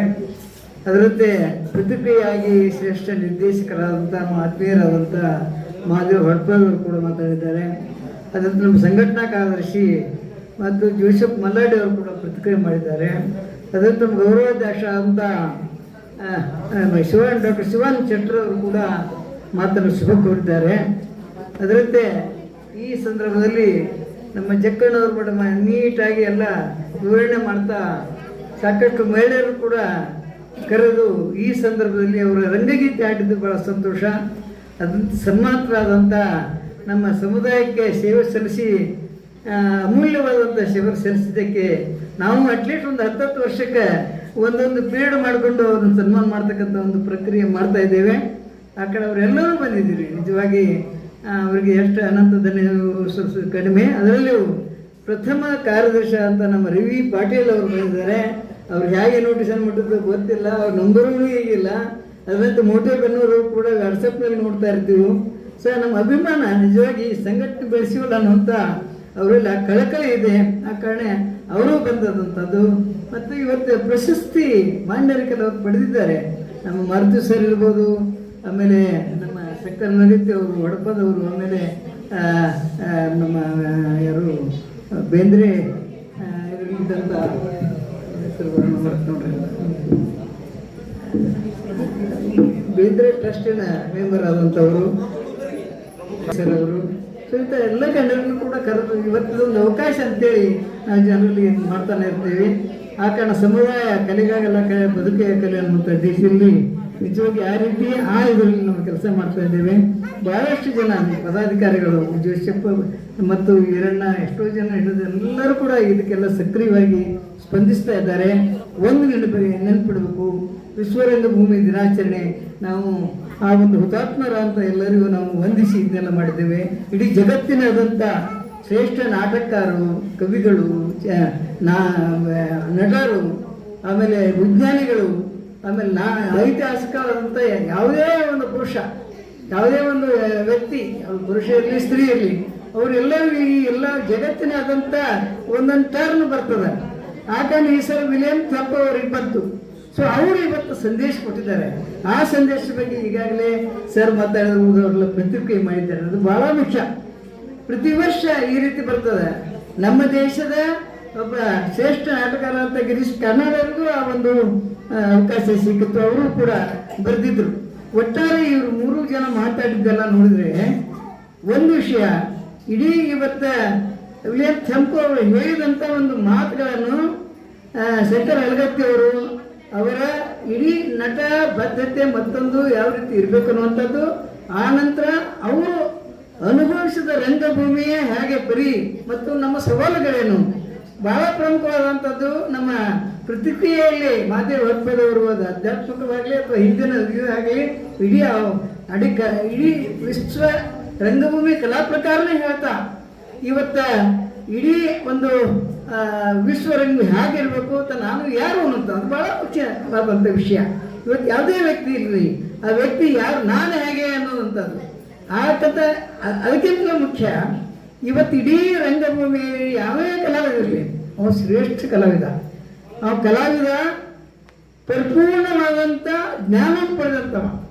ಅಂದರೆ ಇಡೀ ಇವತ್ತು ತನ್ನ ಮನೆ ನೋಡುವುದಿಲ್ಲ, ತನ್ನ ಸ್ವಾರ್ಥ ನೋಡುವುದಿಲ್ಲ, ತನ್ನ ಇದು ನೋಡುವುದಿಲ್ಲ. ಅಗಾಧವಾದಂಥ ಶಕ್ತಿ ಅವರಲ್ಲಿ ಇರ್ತದೆ. ಅದಕ್ಕೆ ರಂಗಭೂಮಿ ಕೆಲಸ ಮಾಡ್ತಾ ಇರುವಂಥ ಜನ ಅವರು ಭಾಳ ಹಗುರವಾಗಿ ನಾವು ತಿಳ್ಕೊಬಾರ್ದು. ಇಡೀ ಇತಿಹಾಸವನ್ನೇ ಬದಲಿಸ್ತಾರೆ, ಇಡೀ ವಾತಾವರಣ ಬದಲಿಸ್ತಕ್ಕಂಥ ಒಂದು ಶಕ್ತಿ ಅವರಲ್ಲಿ ಇರ್ತದೆ. ಅದಕ್ಕೆ ರಂಗಭೂಮಿ ಅಂದ್ರೆ ನಾವು ಯಾವ ರಾಜಕೀಯಕ್ಕೆ ಇಳಿಯೋದಿಲ್ಲ. ಆ ರಾಜಕೀಯ ಅಲ್ಲ, ಒಂದೇ ಒಂದು ರಾಜಕೀಯ ಏನು, ಮನುಷ್ಯನಾಗಿರಬೇಕು. ಇಡೀ ಪ್ರಪಂಚದಲ್ಲಿ ಇವತ್ತ ನಾವು 3 ರಂಗಗಳನ್ನು ನೋಡ್ತೀವಿ. ನಾವು ಸಾಮ್ರಾಜ್ಯಶಾಹಿ ರಾಷ್ಟ್ರಗಳು, ಸಮಾಜವಾದಿ ರಾಷ್ಟ್ರಗಳು, ರಾಜಕೀಯ ತೃತೀಯ ರಾಷ್ಟ್ರಗಳು. ಇವತ್ತು ಸಮಾಜವಾದಿ ರಾಷ್ಟ್ರಗಳು ಮುನ್ನಡೆ ಇರೋದ್ರಿಂದ ಇಡೀ ಈ ತೃತೀಯ ರಾಷ್ಟ್ರಗಳ ಸಂಪನ್ಮೂಲ ಹೀರಿ ಯುದ್ಧದ ಮುಖಾಂತರ ತಮ್ಮ ಲಾಭ, ಒಂದು ಎಣ್ಣೆ, ಎರಡನೇದು ದುಡ್ಡು ಮತ್ತು ನಮ್ಮ ಅಧಿಕಾರದಲ್ಲೇ ಎಲ್ಲ ಇರಬೇಕು. ಅದು ಸಾವು ನೋವು ಮತ್ತೊಂದು ಏನೂ ನೋಡೋಂಗಿಲ್ಲ. ಅಂಥ ಒಂದು ವ್ಯವಸ್ಥೆಯಲ್ಲಿ ಇವತ್ತು ರಂಗಭೂಮಿ ಸೊರಗ್ತಾ ಇದೆ ಅಂತ ಭಾಳ ಚೆನ್ನಾಗಿ ಹೇಳಿದ್ದಾರೆ ಅವರು. ಯಾಕಂದರೆ ನಾವು ಯಾರನ್ನು ಹರ್ಕೋಬೇಕಾಗಿದೆ. ಈ ದಿಶೆಯಲ್ಲಿ ಇವತ್ತು ರಂಗಭೂಮಿ ಬೆಳೆಸಬೇಕಾಗಿದೆ. ಕೇವಲ ನಮ್ಮಲ್ಲಿ ಬದ್ಧತೆ ಮತ್ತೊಂದು ಇದು ಬಂತಲ್ಲ, ಜವಾಬ್ದಾರಿ ಕೂಡ ಇದೆ ಅಂತ ಹೇಳೋಣ. ಎಂಥ ಜವಾಬ್ದಾರಿ? ಬದುಕಿನ ಪ್ರಶ್ನೆ. ಇವತ್ತು ಎಲ್ಲಿ ಹೋಗ್ತಾ ಇದ್ದೇವೆ, ಎಂಥ ಜಗತ್ತು ಕಾಣ್ತಾ ಇದ್ದೇವೆ. ತಂತ್ರಜ್ಞಾನದಿಂದ ಇವತ್ತು ನಾವು ಯಾರನ್ನೂ ಗೊತ್ತಿಲ್ಲ, ಪರಸ್ಪರ ವಿಚಾರ ಇಲ್ಲ, ಪರಸ್ಪರ ಸಂಬಂಧ ಇಲ್ಲ. ಒಂದು ವಾಟ್ಸಪ್ ಪಡ್ಕೊಂಡಾಗ ಏನು ಮಾತು ಅವನು ಇಡೀ ಇವತ್ತು ಒಂದು ಮಗು 5ನೇದಿಂದ ಹಿಡಿದು ಇದಕ್ಕೆ ಆದರೂ ಕೂಡ ಅವ್ನು ಬರೀ ವಾಟ್ಸಪ್ಪನ್ನು ತನ್ನ ಗೆಳೆಯ ತಾನು ಇದು ಎಲ್ಲ ಅಂತ ತಿಳ್ಕೊಂಡಿರ್ತಾನೆ. ಹಾಗೆ ಈ ಸಂಬಂಧಗಳು ಹಾಳಾಗ್ತಾ ಇವೆ. ಆ ಸಂಬಂಧಗಳು ಹಾಳಾಗ್ತಾ ಇರೋದು ಎಷ್ಟು ಚಂದ ಗೆಸ್ಟ್ ಮಾಡ್ಯಾರ ನಮ್ಮ ಕೆಂಪು. ನಿಜವಾಗಿ ಇವತ್ತಿನ ದಿವಸ ಕಲಾವಿದ ಭಾಳ ಪುಣ್ಯವಂತ ಮತ್ತು ಒಳ್ಳೆಯ ಕೆಲಸ ಮಾಡಿದವ, ಒಳ್ಳೆಯ ಅವನಲ್ಲಿ ಅಗಾಧವಾದಂಥ ಬದ್ಧತೆ ಮತ್ತೊಂದಿರ್ತದೆ. ಆ ರೀತಿ ಎಲ್ಲರೂ ಆಗಬೇಕು. ಆ ಕಾರಣ ನಮ್ಮ ಉದ್ದೇಶ ಏನಂತ ಕೊನೆಗೆ ಹೇಳಿದ್ದಾರೆ ಅವರು. ಏನು ಮಾಡ್ಬೇಕಾಗಿದ್ರೆ ನಮ್ಮ ಜವಾಬ್ದಾರಿ ಏನು? ನಮ್ಮ ಜವಾಬ್ದಾರಿ ಅಂದರೆ ಇವತ್ತು ಇಡೀ ಜಗತ್ತಿನಲ್ಲಿ ಉದ್ಯೋಗ ಇದೆಯಾ, ಆರೋಗ್ಯ ಇದೆಯಾ, ಶಿಕ್ಷಣ ಇದೆಯಾ, ಬದುಕಿದೆಯಾ? ವಿರುದ್ಧ ಸಾಯ್ತಾ ಇದ್ದಾರೆ ಉಪವಾಸದಿಂದ. ಶ್ರೀಮಂತ ಆಗಲೇ ಬದಲಾಗ್ತಾ ಇದ್ದಾರೆ. ಇದು ಯಾಕೆ? ಈ ಒಂದು ಪದ್ಧತಿ ಯಾಕಿದೆ ಇಲ್ಲಿದೆ? ಅದನ್ನು ಆಳವಾಗಿ ಅಭ್ಯಾಸ ಮಾಡಿ ನಾವು ರಾಜಕೀಯದಲ್ಲ, ವಾತಾವರಣ ನಿರ್ಮಾಣ ಮಾಡೋದು. ಅಂಥ ವಾತಾವರಣ ನಿರ್ಮಾಣ ಮಾಡಿದ್ರೆ ಮಾತ್ರ ನಿಜವಾದ ಕಲಾವಿದ, ನಿಜವಾದ ಸಂಘಟನೆ. ಆ ಕಾರಣ ಸಮುದಾಯದ ಬಗ್ಗೆ ಬಹಳ ಪ್ರಮುಖವಾದಂಥ ಮಾತು ಹೇಳಿದರು ಯಾರು? ನಮ್ಮ ಹಡಪದವರು. ಸಮುದಾಯ ಮಾತ್ರ ಇವತ್ತ ಇಡೀ ಜಗತ್ತಿನಲ್ಲಿ ಉತ್ತಮ ವಾತಾವರಣ ಮಾಡ್ತಕ್ಕಂಥ ಒಂದು ಸಂಸ್ಥೆ. ಯಾಕಂದ್ರೆ ಒಂದು ಸೈದ್ಧಾಂತಿಕ ಹಿನ್ನೆಲೆಯಲ್ಲಿ ನಾವು ಬಂದೀವಿ. ನಾವು ಸೈದ್ಧಾಂತಿಕ ಹಿನ್ನೆಲೆಯಿಂದ ನಾವು ಮೂರು ಮಿಳಿಕಾಗಿ ನಾಟಕ ಮಾಡೋದಿಲ್ಲ, ಬರೀ ಕುಡಿದು ಡಾನ್ಸ್ ಮಾಡಿ ಎಲ್ಲ ಮಾಡಿ ದುಡ್ಡು ತೋರಿಸೋದಿಲ್ಲ. ನಮ್ಮ ಉದ್ದೇಶ ಏನಿದೆ ಅಂದರೆ ಇಡೀ ಇವತ್ತು ನಮ್ಮ ಬದುಕು ಹಸನ ಆಗಬೇಕು, ಮಾನವ ಆಗಬೇಕು, ಮಾನವನಿಂದಲೇ ಮಾನವ ಶೋಷಣೆ ಆಗ್ತಾ ಅನ್ನೋ ಕಂಡಿದ್ದಾರೆ. ಇವತ್ತು ಉತ್ತಮವಾದ ಕಲೆ ಇವರು ನಾಟಕಕಾರ, ಕವಿ, ಕಲೆ, ನಾಟಕಕಾರ, ವಿಜ್ಞಾನಿ ಅವರಂತ ನಾವು ಬಯಸ್ತೀವಿ. ಆ ಕಾರಣ ಆ ರೀತಿಯಿಂದ ನಾವು ಸಮಾಜವನ್ನು ಕಟ್ತಾ ಇದ್ದೇವೆ, ಆ ರೀತಿಯಿಂದ ಸಂಘಟನೆಯನ್ನು ಬೆಳೆಸ್ತಾ ಇದ್ದೇವೆ. ಮುಂಬರುವ ದಿನಗಳಲ್ಲಿ ನನ್ನ ವಿನಂತಿ ಏನಂತಂದ್ರೆ ನಾವು ಬದ್ಧತೆ ಉಳ್ಳಕಲಾಗೋಣ, ಉತ್ತಮ ಸಮಾಜ ಬೆಳೆಸೋಣ. ನಿರುದ್ಯೋಗ ಇಲ್ಲದಂತ, ಬಡತನ ಇಲ್ಲದಂತ, ಆ ನಂತರ ಎಲ್ಲರೂ ನೆಮ್ಮದಿಯಿಂದ ಬಾಳಬೇಕು, ಎಲ್ಲರೂ ಖುಷಿಯಿಂದ ಇರಬೇಕು. ಇವತ್ತ ಬಹಳಷ್ಟು ಒಬ್ಬರೇ ಆಸ್ತಿ ಒಬ್ಬರೇ ಏನು ಮಾಡಿದ್ರಲ್ಲ, ಎಲ್ಲರೂ ಸಮ ಹಂಚಬೇಕದು. ಆ ರೀತಿಯಿಂದ ಇರ್ತಕ್ಕಂಥ ಒಂದು ಜಗತ್ತು ಕಾಣೋದೇ ಇವತ್ತಿನ ಸಂದೇಶ. ಆ ಕಾರಣ ಈ ಬಲಾಢ್ಯ ಆದಂಥ ಏನಿದು ಯುದ್ಧಗಳಿದೆಯಲ್ಲ, 2ನೇ ಯುದ್ಧದ ಮಾಡಿದ್ರೆ ಎಲ್ಲಿ ಯಾವ ರೀತಿ ಇದೆಯಪ್ಪ, 3 ಕೋಟಿ ಜನ ಇವತ್ತು 2ನೇ ಮಹಾಯುದ್ಧದಲ್ಲಿ ನಾಗಾಸಾಕಿ ಇರೋ ಸ್ಥಳದಲ್ಲಿ ಸತ್ರು. ಅದು ಒಂದೇ ಉದಾಹರಣೆ ಸಾಕು, ಇವತ್ತು ಮನುಕುಲದ ನಾಶ ಆಗ್ತೈತೆ ಅಂತೇಳಿ. ಈಗ ಕೂಡ ಹಂಗೆ ಬಂದದ. ಇನ್ನೊಂದು 4-5 ದಿವಸ ಒಂದು ವಾರದ ಗಡುವು ಹೋಯ್ತು. ಇನ್ನು ಅವನು ಕೇವಲ ಇಬ್ಬರು ಹುಚ್ಚರು ಕೂಡ್ಯಾರಿಗೆ, ನೀವು ಹುಚ್ಚರು ಕೂಡಿ ನಾಳೆ ಅಣುವಸ್ತ್ರ ಶುರು ಮಾಡಿದ್ರೆ ನಾವು ಯಾರು ಉಳಿಯೋದಿಲ್ಲ. ಒಂದು ದೇಶದ ಮೇಲೆ ಒಂದು ಅನುಭವ ಹಾಕಿದ್ರೆ ಅಲ್ಲಿ ಆಸ್ತಿ ಹಂಗೆ ಉಳಿತದೆ, ಎಲ್ಲರೂ ಸಾಯ್ತಾರೆ ಅಂತ ಅನುಭವ ಬಂದ. ಒಟ್ಟು ಸಾಯುವಂಥದ್ದು ಒಂದು ಅನುಭವಿಸ್ತಾರೆ ಬೇರೆ, ಇವತ್ತು ಆಸ್ತಿ ಇರೋದು ಎಲ್ಲರೂ ಸಾಯೋದು ಬೇರೆ, ಅವರಿಬ್ಬರೇ ವಸ್ತು ಉಳಿಯೋರ ಕಡೆಗೆ. ಆ ಕಾರಣ ಅಂಥ ಒಂದು ಸಂದರ್ಭ ಬಂದಾಗ ನಾವು ಇವತ್ತು ಆತ್ಮಾವಲೋಕನ ಮಾಡೋದು ಬಹಳ ಅವಶ್ಯದೆ. ಇವತ್ತು ಇಂಥವ್ರ ಸಂದೇಶ, ಇವರೆಲ್ಲ ಮಾತು ನಿಜವಾಗಿ ಬಹಳ ಒಂದು ಅರ್ಥಪೂರ್ಣವಾದಂಥ ಒಂದು ಗೋಷ್ಠಿ ಆಗ್ತಂತ ಅನಿಸ್ತದೆ. ಒಂದು ವಿಚಾರ ಸಂಕಿರಣ ಇರಲಿ ಅಥವಾ ಒಂದು ಇದು ವಿಶ್ವರಂಗಭೂಮಿಯ ಒಂದು ಕಾರ್ಯಕ್ರಮ ಮಾಡಿದ್ರು ಅಂತ ನನಗನ್ನಿಸ್ತದೆ. ಅದ್ರ ಎಲ್ಲರೂ ಪಾಲ್ಗೊಂಡಿದ್ವಿ, ಬಹಳ ಸಂತೋಷ. ಸಹೋದರಿಯರು ಹಾಡ ಹಾಡಿದ್ರೆ ರಂಗಗೀತೆ ಹಾಡ್ತಾರಲ್ಲ ಅಂತ ನಾನು ಕೇಳ್ಕೊಂಡಿದ್ದೆ ಮೇಡಮ್. ಈ ರಂಗಗೀತೆ ಹಾಡಿದ್ರು ಭಾಳ ಶುರು ಆಗುತ್ತೆ ವಿಶ್ವರಂಗಭೂಮಿ ಅಂತಂದಾಗ ಅವ್ರು ಹಾಡಿದ್ ನೋಡಿದ್ರೆ ಭಾಳ ಅದ್ಭುತವಾದಂಥ ಹಾಡುಗಳು.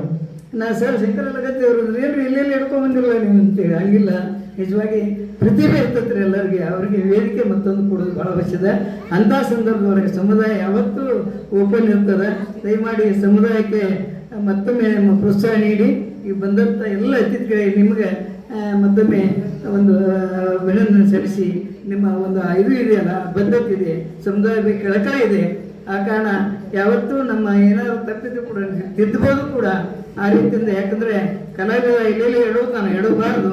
ಆ ರೀತಿಯಿಂದ ನಾವು ಇಡೀ ಸಮಾಜ ಸುಧಾರಣೆ ಮಾಡೋರು, ಆ ದಿಶೆಯಲ್ಲಿ ನಾವು ಮುನ್ನೋಗೋಣ ಅಂತೇಳಿ ನನ್ನ ಮಾತಿಗೆ ವಿರಾಮ ಹೇಳ್ತೀನಿ.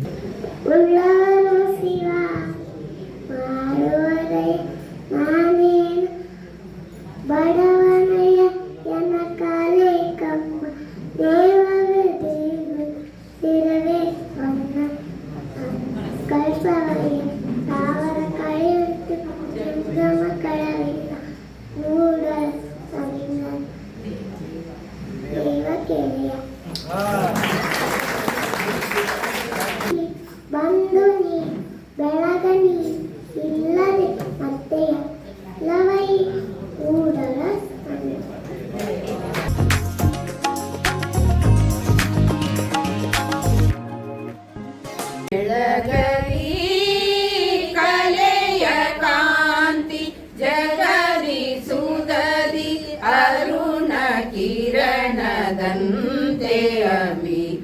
ಖ್ಯಾತಿಯಲ್ಲಿ ಬೆಳಗಲಿ ಬೆಳಗಲಿ ಕಲೆಯ ಕಾಂತಿ ಜಗದಿ ಸುರದಿ ಅರುಣ ಕಿರಣದಂತೆ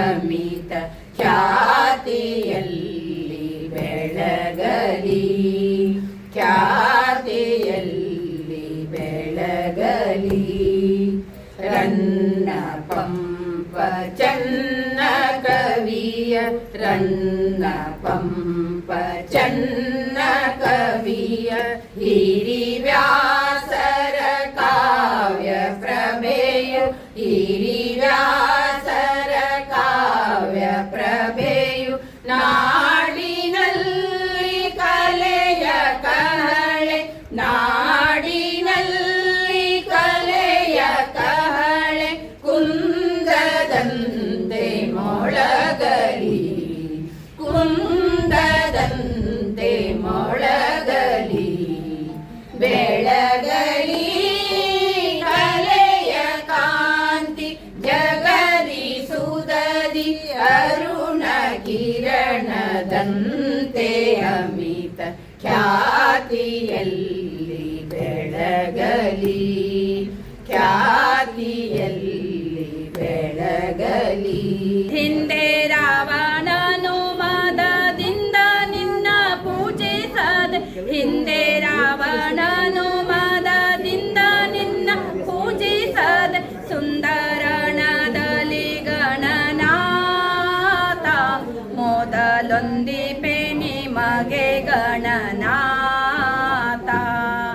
ಬಂದ ವಿಘ್ನ ಕಳಿಯೋ ಗಣನಾಥ ಮೊದಲೊಂದಿಪೆ ನಿಮಗೆ ಗಣನಾಥ ಭೂಲೋಕದಯ್ಯ ದೇವನಿಸಯ್ಯ ಸೋಲಿಸಬೇಡ ಗೆಲಿಸಯ್ಯ ಸೋಲಿಸಬೇಡ ಗೆಲಿಸಯ್ಯ ಮೂಡ ಮುತ್ತಿನ ಗಿಳಿಯ ಪಡಲ ಚಿನ್ನದ ಗಿಳಿಯ ಮೂಡ ಮುತ್ತಿನ ಗಿಳಿಯ ಪಡಲ ಚಿನ್ನದ ಗಿಳಿಯ ಸೋಲಿಗರ ಸೀಮೆ ಸಿರಿಹಾರಿ ಸೋಲಿಗರ ಸೀಮೆ ಸಿರಿಹಾರಿ ತಿಮ್ಮಯ್ಯ ಸೋಲಿಗರ ಸೀಮೆ ಸಿರಿಹಾರಿ ವೆಂಕಟರಮಣನೆ ಗೆಳೆಯ ಗೋವಿಂದನೆ ವೆಂಕಟರಮಣನೆ ಗೆಳೆಯ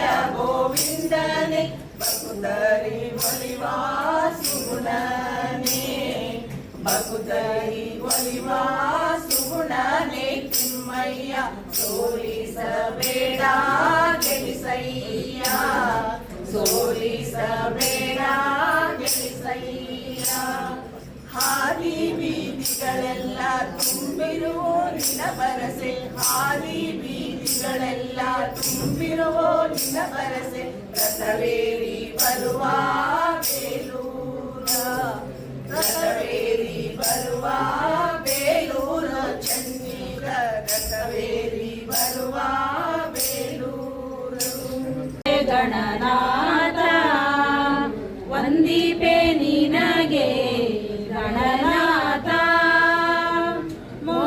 ಮೊದಲೊಂದಿಪೆ ನಿನಗೆ ಗಣನಾಥ ಹಿಂದೆ ರಾವಣನು ಮದದಿಂದ ಪೂಜಿಸದೆ ಸಂಗನೂರಣದಲ್ಲಿ ಗಣನಾಥ